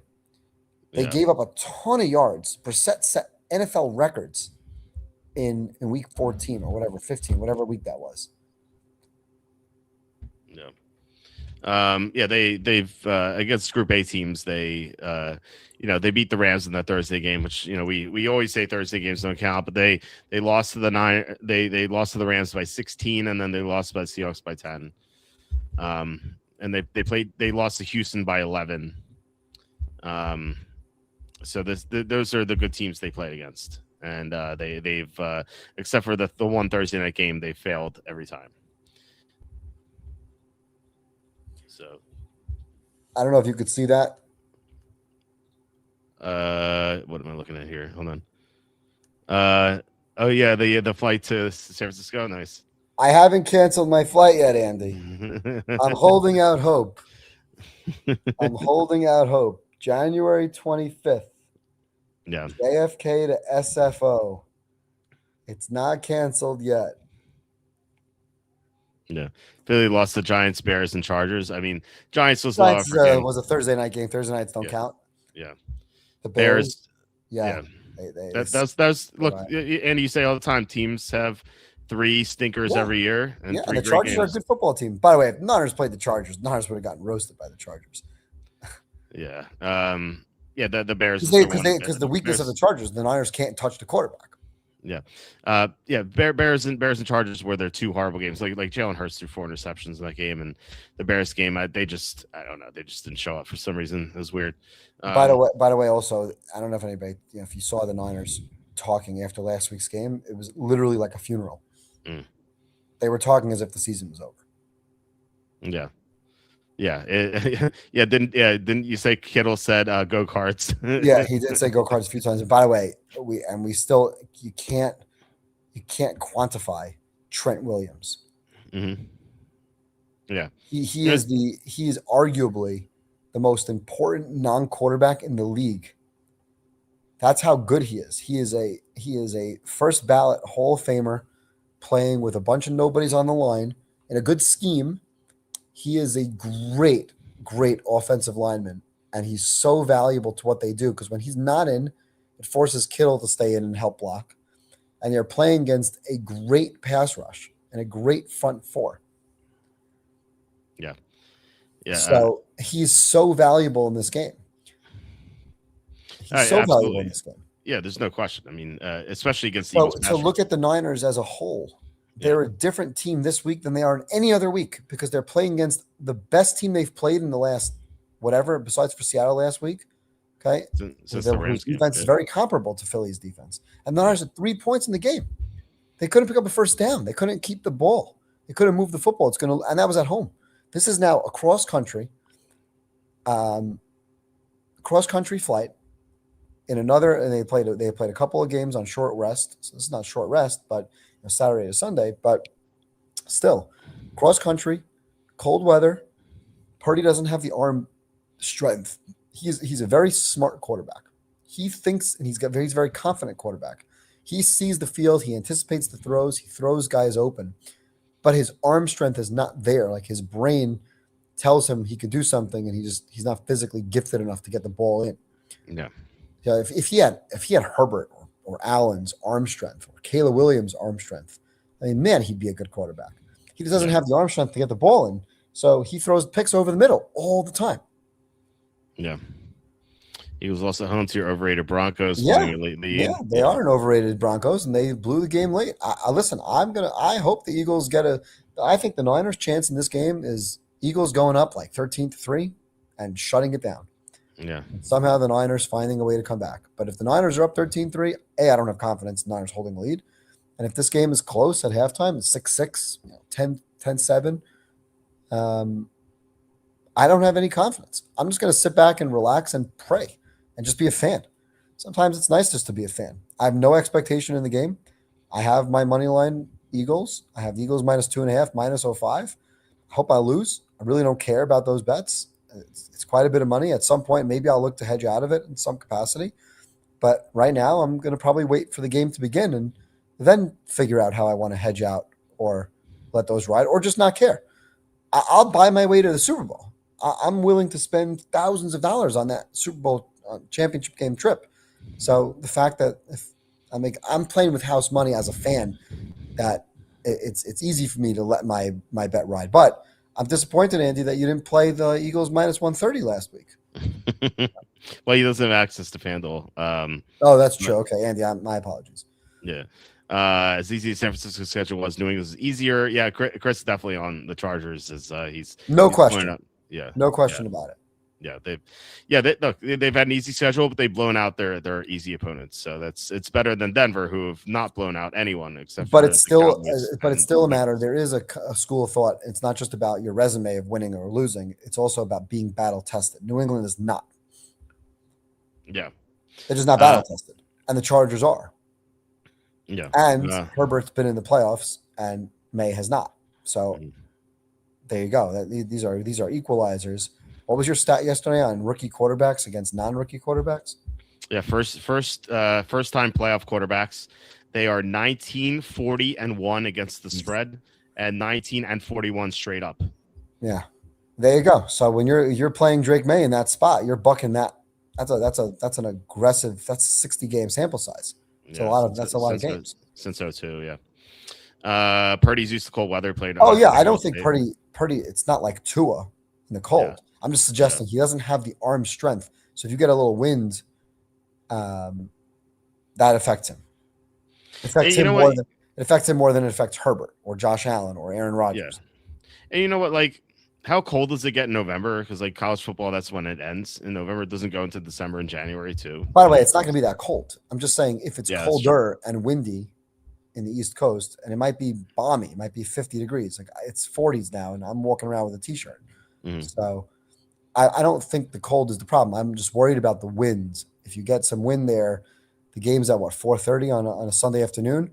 Yeah, you get into that second half, 6:30. Sun's down, maybe wind picks up a little bit. He just doesn't have the arm strength to make some of the throws that his mind thinks he can make. It's almost like, I play basketball and I coach high school kids, and I'm still faster and in better shape than the kids that I coach, but I'm not as quick with my first step. And I see the court and I see things that I want to do on the court, and then I try to do them. And I'm like, oh shit, I can't get there anymore. I can't dunk anymore. I feel like I can. But then I go up and it's like, no, not quite. It's like, wait, you can't dunk anymore? You used to be able to dunk? Yeah, I was dunking in high school and college. I'm 5'10". Wow. I'm about your height, but I can run and jump. Wow. I can't even dunk on a 6 foot net. I can still probably 10 foot. 6 foot net. I can still probably. If I'm on a fast break and I have the good adrenaline and I'm playing against my high school kids and I'm going up for a layup, I feel like I'm going to go up and like just lay the ball over the rim, and it's. No, I don't want to pull a hamstring. So, Purdy, that mindset of I can make that throw, but he can't. And we see it all the time. That's why he throws so many picks over the middle of the field. Yeah, I get it. I sprained my ankle walking to my car, so I don't think I'm dunking anytime soon. I did used to play basketball though. I used to be just a 3-and-D guy. I used to love the rebound too. I used to just love shoving people, not like legally, not like fake, but like just boxing people out. That was like my favorite thing. And people would just get so annoyed playing against me. I played hockey the same way. Like I played defensively, and I would always be on the top scorer, and I would just like annoy the crap out of them. He just like wanted this one guy. This guy's name is Allen. He was always like the best hockey player. But like every time he had to go against me, he's like, oh, like he would just like one time he just quit. He's like, I'm done. I was like I'd just be like smothering him the whole game. So I was one of those like I don't know. I feel like I used to play like I annoy people on Twitter now. It's kind of like the same way. The river winds and Ames is significantly more windy than Philly. Yeah. By the way, Andy's pulling up some things about holding the Seahawks defense last week. So first of all, Seahawks on that first drive, 4th and goal to 4, incomplete pass. I actually thought they were going to kick a field goal. Yeah. So big play, Niners defense held. There was another situation where the Seattle missed a chip shot field goal. Shouldn't call it a chip shot field goal. It was a 47-yard field goal, but Myers is usually pretty good, so they missed. They lost out on points on the first drive. They missed missed a relatively makeable field goal in the second half. Late in the game, they doinked like a 27-yard field goal. I think it was. Was it 27? Let me look at the box score real quick. 26, 4th and 6 from the 8. So they left 6 points on the board on 2 missed field goals and a fourth down conversion. So they very easily could have had 24 to 27 points in the game. When you look at the box score, just generally, Seattle had 23 first downs to 9. They were 6 for 13 on third down. They only had 5.4 yards per play, so not great. I thought the Niners' run defense was good for the most part, other than a couple of very, very key plays like the 3rd and 17 where they got gashed. So that was obviously very disappointing. And then later in the game, I felt like they kind of packed it in. Darnold wasn't bad. It wasn't Darnold's fault that Seahawks only had 13 points. It was just missed opportunities, and then the game situation called for them not having to have to score. So yeah, the Niners defense held up last week. It wasn't a bad defensive performance other than like 2 or 3 key plays, but Seattle left points on the board on special teams, or that 1 fourth down play is obviously a game changer. We saw the same thing in the Bears Packers game, where both teams on the first drive missed 4th down and goal opportunities. The Bears had one where they had Monungai in the Wildcat, and the snap went over his head. On the first drive before that, the Packers had a 4th and goal situation, I think from the 2 or 3 yard line that they didn't convert. And then, of course, in overtime, 4th and 1, Malik Willis fumbled the snap or mishandled the snap. Maybe it was a mishandled exchange on a handoff. So, these 4th down high leverage plays can go either way. So the Niners defense held up, but I wouldn't say they were really good in the game. And that's the only hope in this game. Is I don't think the Eagles are putting up 35 points. I think the Eagles are probably looking at like 24, 27, something in that ballpark. I just don't have confidence in the Niners scoring more than 13. So I think you're looking at 27-13, 24-13, 23-13, something in that ballpark of a 7 to 10 point win. Not a blowout, not 34-10 like I have Carolina Rams, but I just don't trust this team. And no Trent, or not a healthy Trent, and the defense banged up. Like I said, let's pray. I mean, I'm the biggest, one of the biggest Niner fans I know, and my kids are big Niner fans. My dad, my brothers, we're all crazies here, and some of us want to go to San Francisco in 2 weeks. So I'm hoping that Andy's right, and the Niners can catch all the breaks. And you never know. Maybe Hurts just shits the bed like he's done before. Maybe the Niners go for 4th downs and become Bryce Young, converting 4th and 3, 30-yard touchdown passes. But all those things, I just think it's a long shot. Yeah, you said 27-13. I have 24-10 here as my final score. So I'm with you in that sort of game. What is Dizam says he does not agree on what? What is he referring to? Let's see. River winds, aims significantly more windy than Philly. I think. Did I say anything about it? I have no idea. I don't remember saying anything about Purdy in Iowa. I'm just saying in the cold/wind, I don't think Purdy has the arm strength that can make a lot of the throws that his mind believes he can make. And that leads to him throwing the ball dangerously over the middle of the field. And he throws picks that, by the way, he threw a pick in the end zone against the Bears. After he already threw a pick 6, he threw a pick in the end zone. It got called back for illegal hands to the face on the defense. He also had a pick on the last drive, I believe. Let me pull up that last drive chart. Because Purdy threw a bunch of picks in that game that were called back.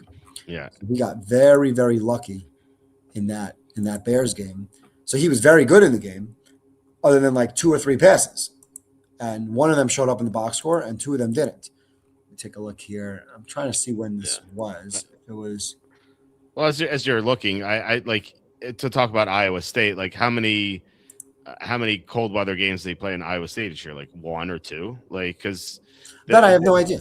Because most of their games are in September and October, and they don't even go the full November.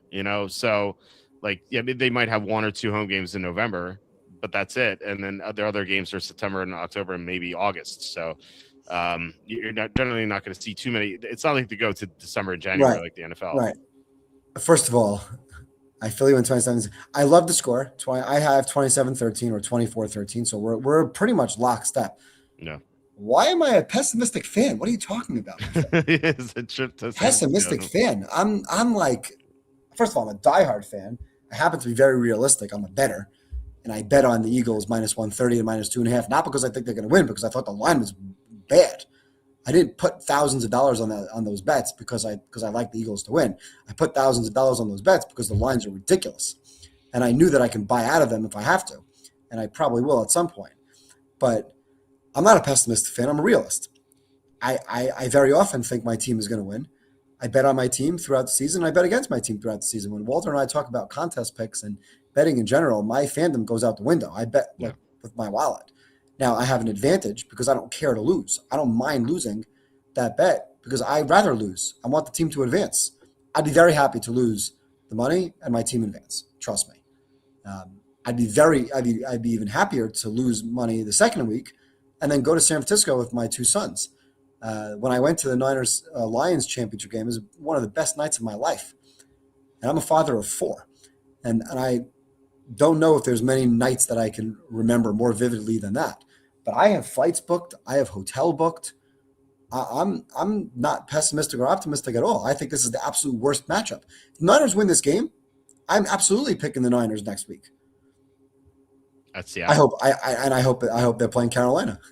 Oh yeah, of course. I hope the Packers win and the Panthers win, and I hope it's Niners Panthers.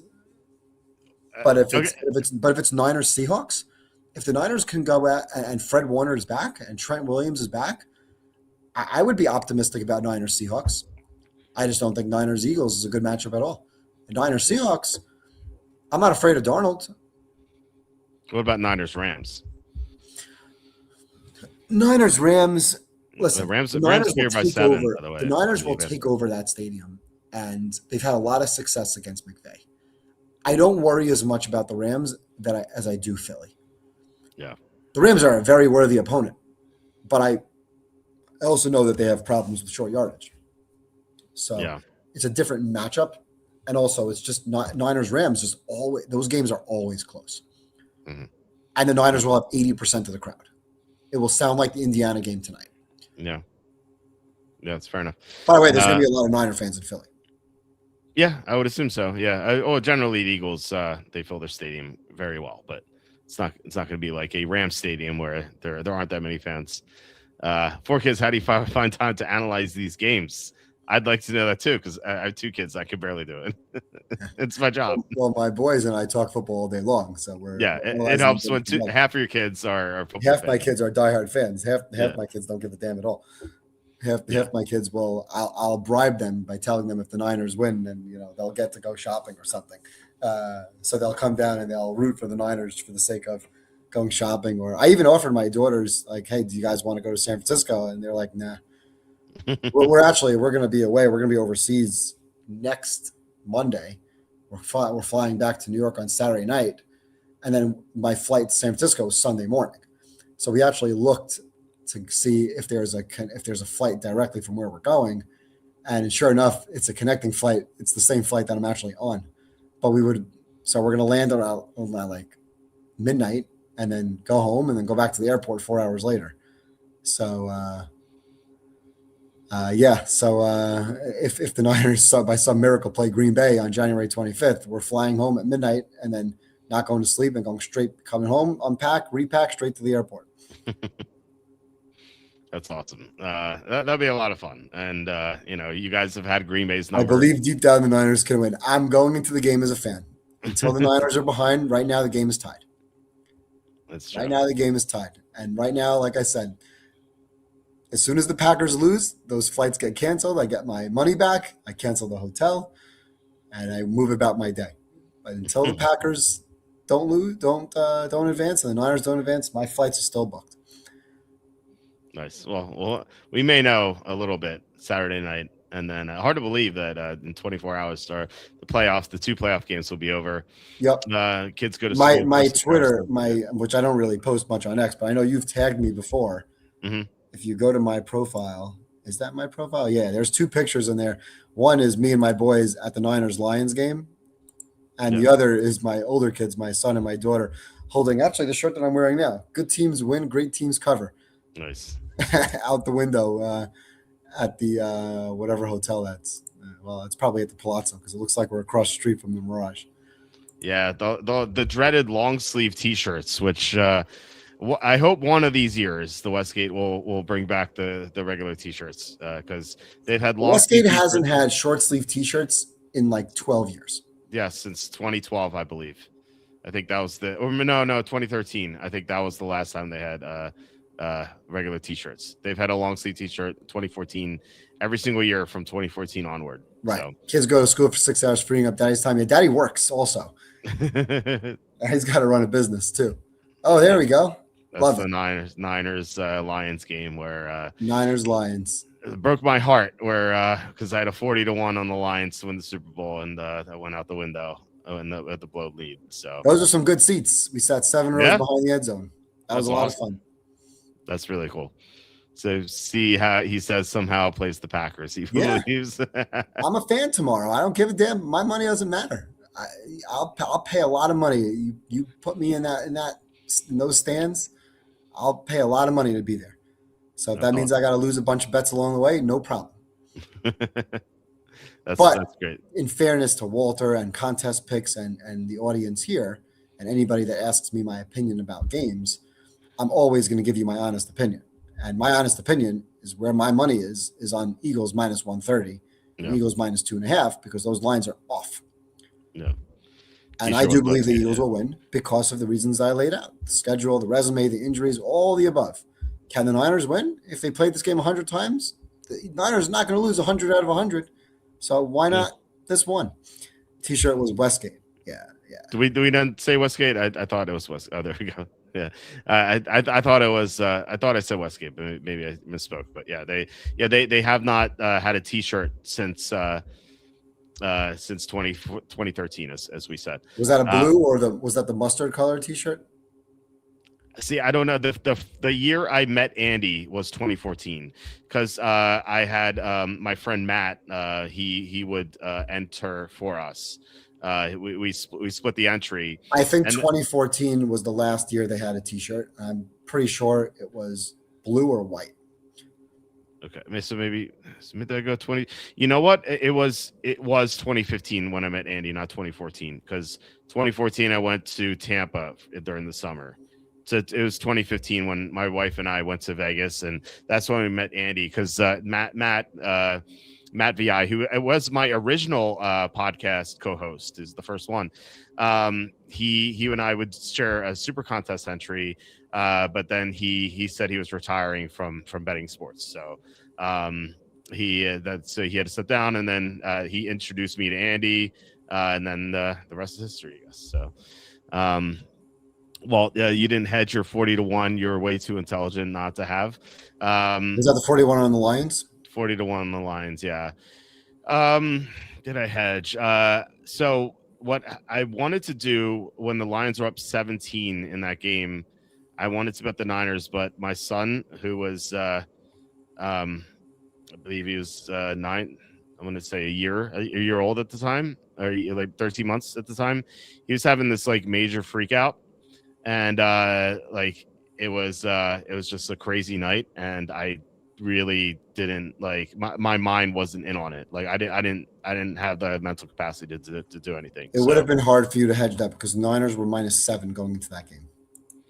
Yeah, but when the lines were up 17 is when I should have hedged. And I actually thought I saw the score and I thought about it, and then like. All hell broke loose in this house with my son, who I love him, but he could sometimes have some major freakouts. So it was a crazy night, and I remember I bet the Lions plus 7.5 as well in that game. So I not only did I not hedge, I doubled down, but luckily the Lions did cover the 7.5. I bet the hell out of the Lions in that game. Right. I had +7. I had +3.5. I had money lines.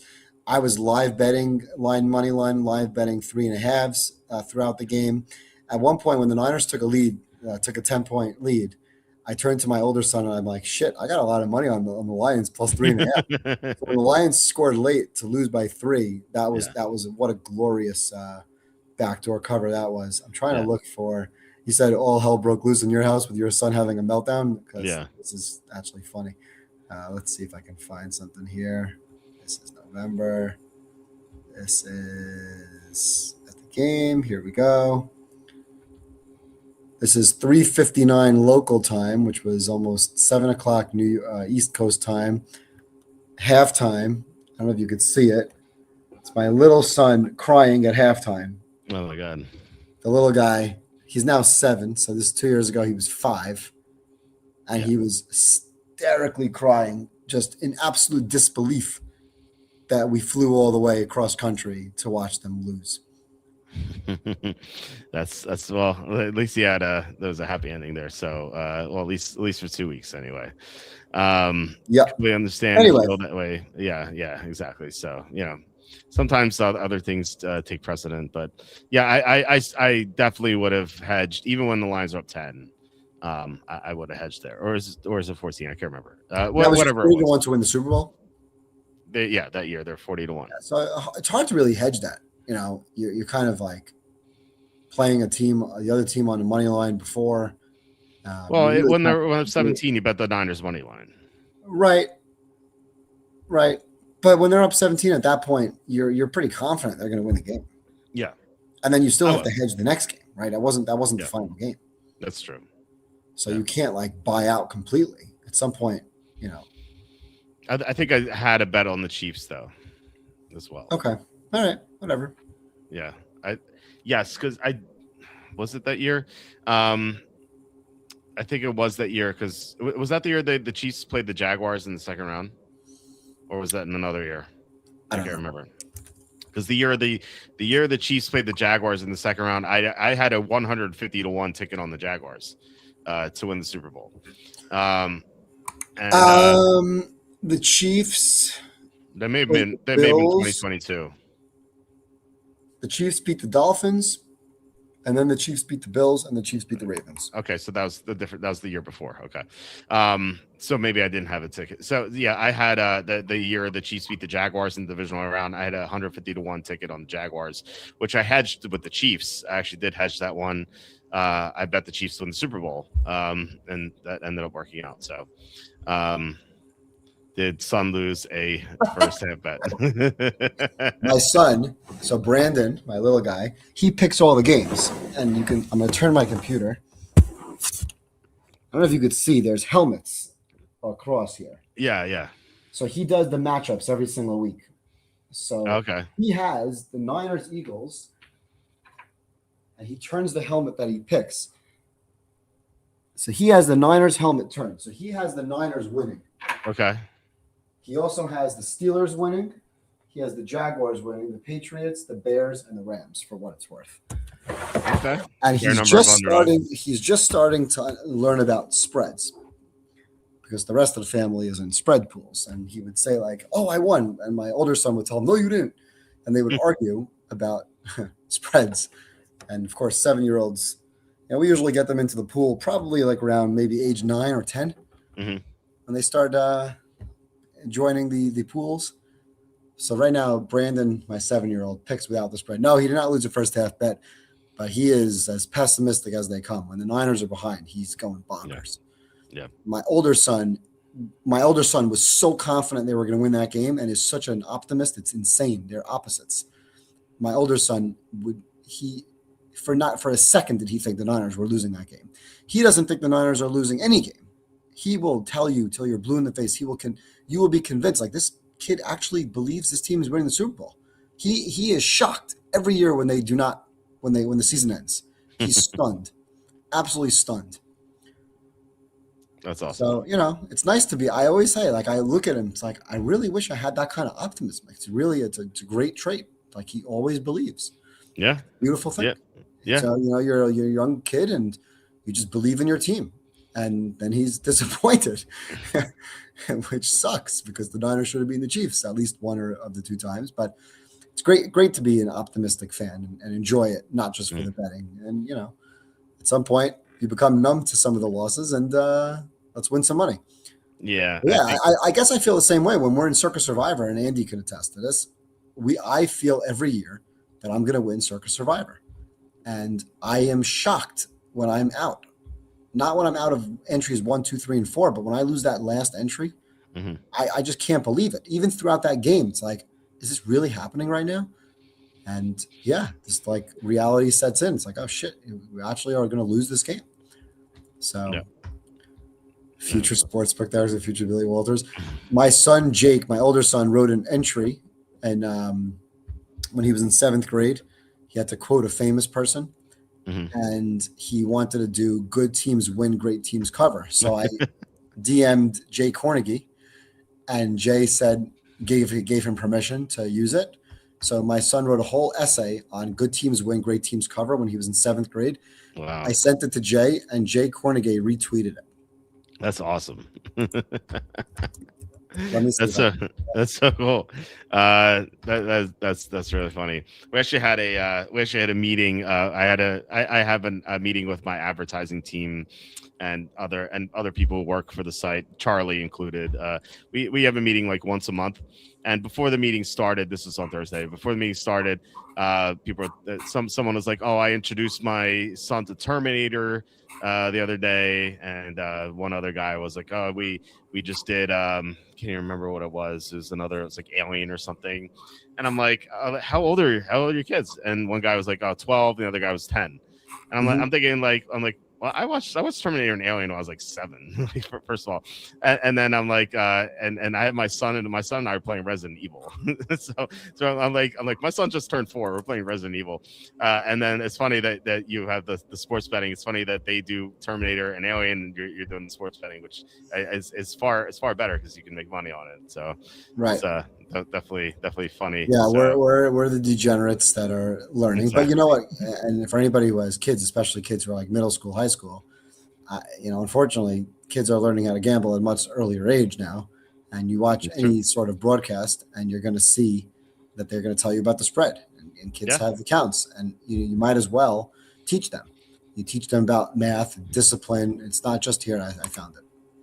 Yeah, the local sports card store. They had a handicapping contest every week, and if you won, you would win a free box of basketball or baseball or hockey, or football cards.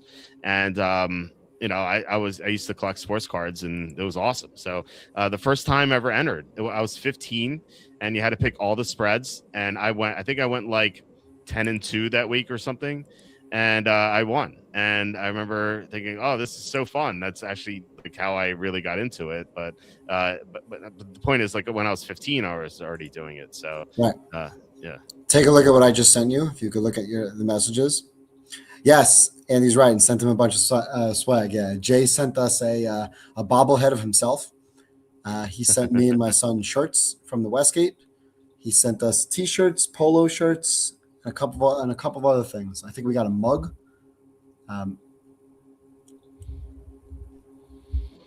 There it is. It's so funny. Hey, so all ages can appreciate a great slogan, a future sportsbook exec, or a VSiN host. So what is that? I don't know if I could enlarge this. Yeah, it's not even about enlarging, but that's my son's essay when my son was like 11 or 12 years old. I mean, let me see. Can you read it? It's still too small for me. Let's see. What is your favorite quote? The quote I chose is "Good teams win, great teams cover," said by Jake Cornegie. This quote means that if a team that's -7.5 only wins by 7, they're just a good team.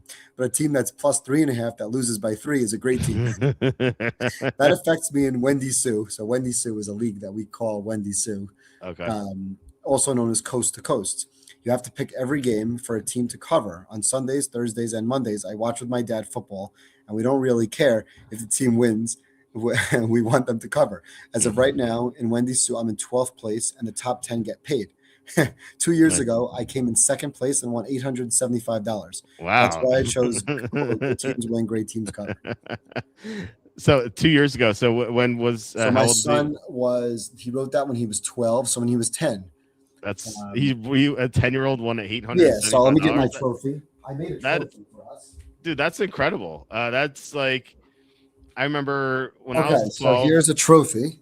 Yeah. I can't read this, but this is 2019. and we call it Coast to Coast Wendy Sue NFL Pick'em. And there's about 300 people in this pool, okay? And it's random. We have obviously some family and friends, but it's completely random. Now, I know probably about, I don't know, let's say 30 to 40 people that are out of the 300. Yeah. And over the years, you kind of met some people. But one year, my wife went 157. This is when they were only, what is 17-week schedule? How many games were there? I think it was 16 less games. It was 256. 256, yeah. So my wife was 157 and 99, okay, which is over 60%. That's awesome. My son was 155 and 101, and I was 152 and 104. The three of us, and this is random. Obviously, we talk about our picks. We talk football all the time. But the three of us finished in this pool 1, 2, 3. My wife won $1,000. My son won $875. I won $750. It was never about the money, obviously. Right. We joke around that winning this is like the most prestigious thing. So I made like a fake trophy that I put in my sports room here of top 3 overall in this pool. Yeah. And it was never about winning the money. Trust me, with this pool. So my son got $875. I put it into his bank account. Good for him. My wife got $1,000. She took my daughters to Disney with the money. And then I put my $750 probably on the next futures. Something. Right. So my son was in this pool, I guess, starting at like age 9 or 10. He was born in 2009. This is 2019. So by age 10, he was already winning money in some of these pools. That's like prodigy level. That's awesome. Yeah. Yeah. So he loved this. So Jay Carnegie loved it. Loved that quote. Took a picture, tweeted it out. And he got there was some really funny comments on that post too. January 7th, 2022. John Murray, who now runs the sportsbook. Andy, if you see John Murray, please remind him of this. He wrote, "Need to hire this kid when age appropriate. He's coming for your job." A few people. Spanky, who's also a big sports guy, better in Vegas, must be so cool to say my dad is a bookie. He thought that this was Jay's son. Oh, wow. Okay. It's not Jay's son, it's my son. That's funny. But there was some really funny. Someone wrote, "Smiling ear to ear. This is such great. The best part is watching with my dad. Outstanding, amazing." Somebody wrote, "Sad." Sad. Somebody wrote sad. Not sad. Somebody wrote, "This guy gets it." Yeah. A+. It's really, listen. And people, I have some people in my world who think I'm terrible. I'm a terrible father because I'm letting my son who's 10 or 12 gamble. First of all, for any parent out there whose kids are in middle school, because I coach middle school and I coach high school. If you're a parent out there and you think your kid's not gambling on sports, you're a moron. Yes. Your kid's gambling on sports in some capacity, whether he's playing fantasy sports, whether his friend has a FanDuel account. I coach 7th grade kids and they have DraftKings. All right. And the kids and all the kids that don't have DraftKings bet with the kids that do have DraftKings. And even if it's $1 or $5 or $10, they're all betting. And the ones who are not betting, because maybe they don't have money or they don't know anything about sports, they're hearing about it, they're involved in it, they're learning about it. So as a father, you might as well teach your kid about responsible gambling or betting, whether it's sports or anything else. Because if you just pretend it doesn't exist, you're not helping matters. You're not teaching your kids at all. So if you can teach your kids about discipline and responsibility, then you're doing something right. I tell my son all the time, if I find out that he's gambling like without me, I tell him I'm going to kick his ass. Because if he really wanted to gamble, which he doesn't, I'll buy him into the circa. I'll let him have a piece of one of my entries. He doesn't need to bet $10 or $20 on a game. He can be he's in the pools. I buy him into this pool. He picks, it's $5 a week. I pay for it. Him, my wife, my mom, my brothers, we're all in this pool. It's all fun. My mom came in second place in week 18. She was very mad because she changed one of her picks because of me. So I'm like, sorry, Ma. And she lost out on like $500 for the weekly winner. So you have to be responsible. But you don't have to go get a FanDuel account and start betting live player props when you're 15 years old. My son is almost 17 now. My older son. So Andy, please remind John next time that he quoted that tweet, and here we are a couple of years later. still talking about it. It's great stuff. That's awesome. Yeah, you're not lying. The first bet I ever made was with my friend Frank in 1994. So I was 12. I bet the Eagles to win on Monday Night Football against the 49ers. Funny enough, talk about the Niners here. He bet the 49ers. We had a $20 wager between ourselves. So obviously no juice, and I won. But he never paid me, so I didn't. I won the wager, but I didn't collect. But anyway, so yeah, no, you're right. I mean, that's kind of when you get into it, like middle school. So I have no problem. I mean, sometimes like my dad, who taught me about betting. My dad counts cards. My dad knows how to play blackjack. And I used to go with my dad to the casino when I was 16, 17 years old. When I first had a fake ID, I was sitting with my dad at a blackjack table, and the pit boss asked me for my ID. My dad's like, just say you don't have one. Say you don't have one. I'm like, I got this. It's all good. And my dad was pissed. He's like, why do you have a fake ID? I'm like, so I can play blackjack with you. What do you mean? So, after that was like a whole thing. He took it away from me, but whatever. In any event, my dad used to fax in. He used to pick games against the spread every Sunday, and his pool would be you have to attribute a point total. You get 1 7-pointer, 2 5s, 2 3s, 4 2s, and the rest 1s. And every week you'd have to make your picks. You would say F1 or U7 or a U5, and then you would fax it in before the games began, and there would be whatever amount of people. So me and my brothers, my dad would make us a card where we would have to pick with the same thing, U7, F5, F3, whatever, and we would attribute point totals. And my dad taught us about, my dad would teach us about point spreads. And I noticed as you started watching this, that the guy that won almost every week just took every underdog. Every single, it was you, but it was point totals mattered, right? It wasn't about going 9-5 or 10-6. It was about, you got to win your 7-pointer. You got to win your 5-pointer. Right. And every week, me and my brothers would be losing because we'd be on favorites every week. And we learned how to bet. We learned how to pick. We didn't learn how to bet. We learned how to pick games because that's how we were taught. I learned how to bet because my father taught me discipline. When we would go to the casino, if I would lose my $100 or $200, I'm out. That's it. I'd be lost for the night. I'd go home. We'd go back to our hotel room, and that's the end of the night. It's like, okay, you lost. You got to budget your time accordingly. This is the money that you have. Don't ever bring an ATM card. Don't bring money that you don't have. Don't play on credit.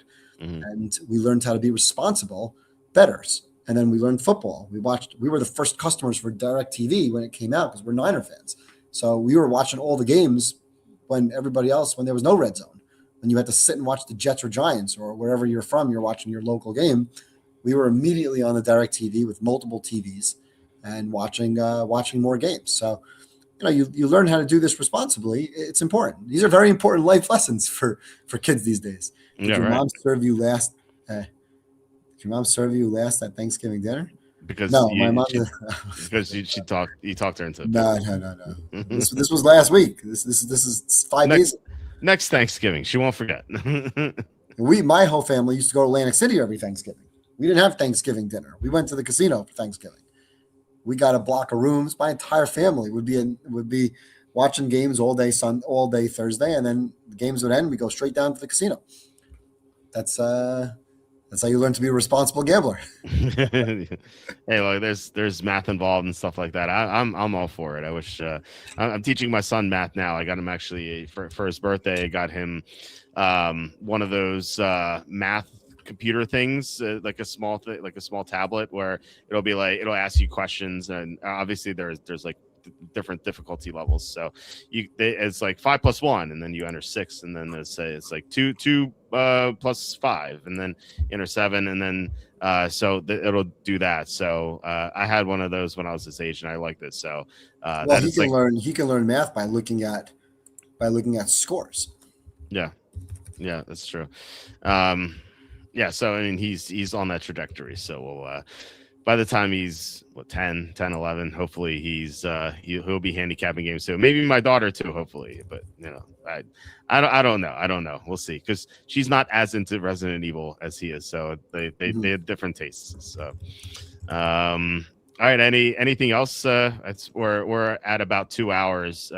This was a fun surprise after a nice college football game, which I know not much about.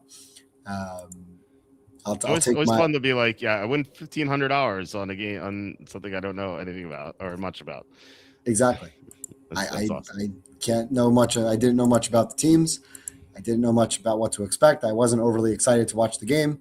I was hoping for a good game, and I just found some value in plus 1,500. Why not? I tell you, I tell you so many times. I do this all the time, and I'm hitting 10-to-1s and 15-to-1s with regularity, which is why I tell you put a unit on it, because you feel stupid when you put a quarter unit on it. It's like that doesn't really get you anywhere. It's not worth. True. It's not worth the risk. It's not worth it. It's not fun. You're winning money throughout the season. It's like, why not? That's true. Again, what I said last night: maintain discipline. There's always opportunities. It's 6 games. I'm sure we'll find some opportunities. Nothing to chase. Nothing to chase after. If you're behind in something you had a prediction on before the game, don't let your pregame notion affect your in-game notion. You're going to have a lot more information. So that's what I'm not stressing over who's going to win the Bears-Packers game. Let's watch the game and see how it unfolds. Yeah. Well, as far as your airplane tickets, you're maybe stressing. Yeah, my airplane tickets. Yeah. I'm not even, I'm going in as a fan. Right. I want to see a good game. Yeah, I'll be rooting for Green Bay in the back of my head. But once the game begins, I go into like computer mode. Mm-hmm. And I start thinking odds, spreads. And I'm also thinking from a football perspective. I want to see what defenses they're playing. I want to see if they're playing more zone coverage, more cover 3, if we're seeing a single high safety, if we're seeing more man coverage, if we're seeing more play action, more pre-snap motion, because LaFleur does a lot of pre-snap motion. Ben Johnson, I want to see what kind of creativity he comes up with. Is Caleb Williams on or off? Is it cold? Is it snowing? Is it slick field? And so I go into my whole process of watching a game and enjoying the game and watching the odds and all the things that go with football games. And I'm excited for it. So, I mean, it's frustrating that it's one game at a time. I would have liked to have 3 games tomorrow and 3 games Sunday, and you kind of have to wait forever for that Monday night game. Mm-hmm. And honestly, I do like watching 2 or 3 games at once because, I mean, I can focus on multiple games. But yeah, I'm excited about the games. Yeah, back in my mind, go Green Bay, go Carolina, simply because I want the Niners to play Carolina. But I do have money on the Rams winning, and if the Rams are behind, I can guarantee you I'll be betting the Rams to come back and win as soon as there's a situation where I'm getting like pick 'em, and if that game's 10-0. Are you not betting the Rams, right? If it's 14-3, if there's a turnover early or the Rams go for 4th down and they don't get a 4th and 1, and I text you see, 4th down, short yardage situation. Yeah. And the ball's at midfield, and then it's 4th and 3 the other way, and Bryce Young throws a 40-yard touchdown pass to McMillan. It's 7-0. And then they fumble the ensuing kickoff, and it leads to a field goal, and boom, it's 10-0, 6 minutes into the game. Are you not betting the Rams right there, then and there? You 100% are. Yeah, so, absolutely. Yeah, absolutely. So I hope the Rams go down early because we'll have better betting opportunities if they do. Yeah, that's true. Well, soon your son will be part of Holmes Hall Heroes. Well, let's see if he goes to Penn State. That's a whole different thing. It's a different topic about wanting to send your kids to college. I was actually before the last thing before we go. So so we had a party for my son today. My nephew comes over. He's I think 11, and I was like, "Oh, how's school going?" He's like, we're doing graphs and stuff." I'm like, you're not going to need graphs in real life. It's like, what are you doing here?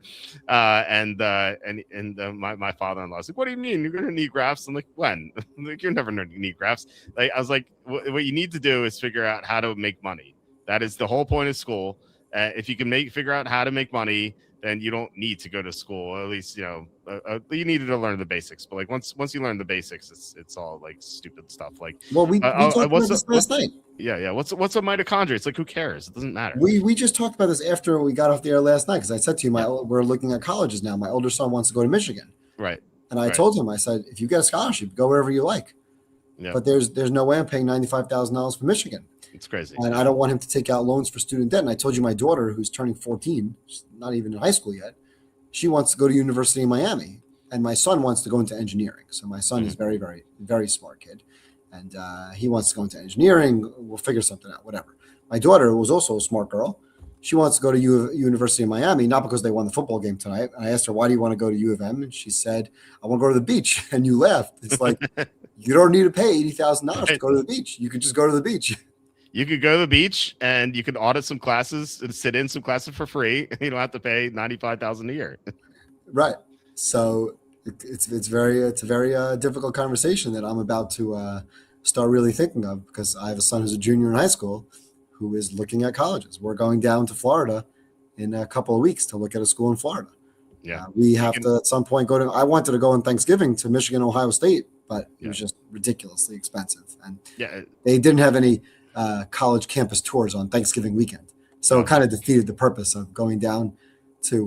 My son's like, no, we have to go to a football game. Like, that's part of it. I'm like, well, you want to go to Michigan because you're a fan of the team, or because you're a fan of the academics that they have there? He's like, both. I said, okay, good answer, but I'm still not paying $95,000 for it. Yeah, he's gonna have to win a lot of football contests to support his own education at University of Michigan. Seriously, yeah.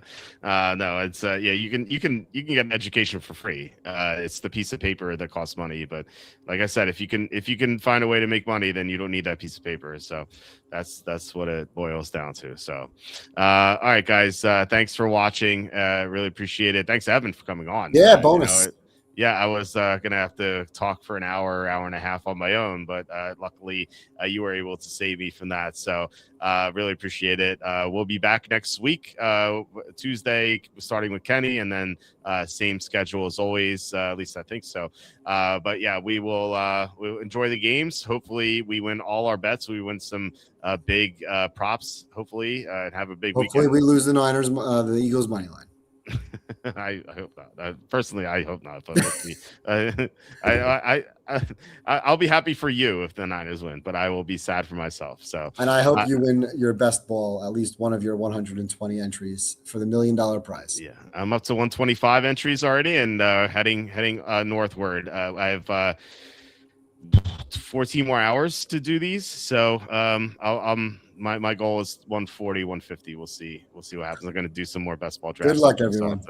Yes, good luck to everyone. Please hit like, subscribe, comment below, share this video, visit walterfootball.com for tons of content. And I will talk to you next week, and have a great weekend, and go all your bets. Let's hope we win all our bets. And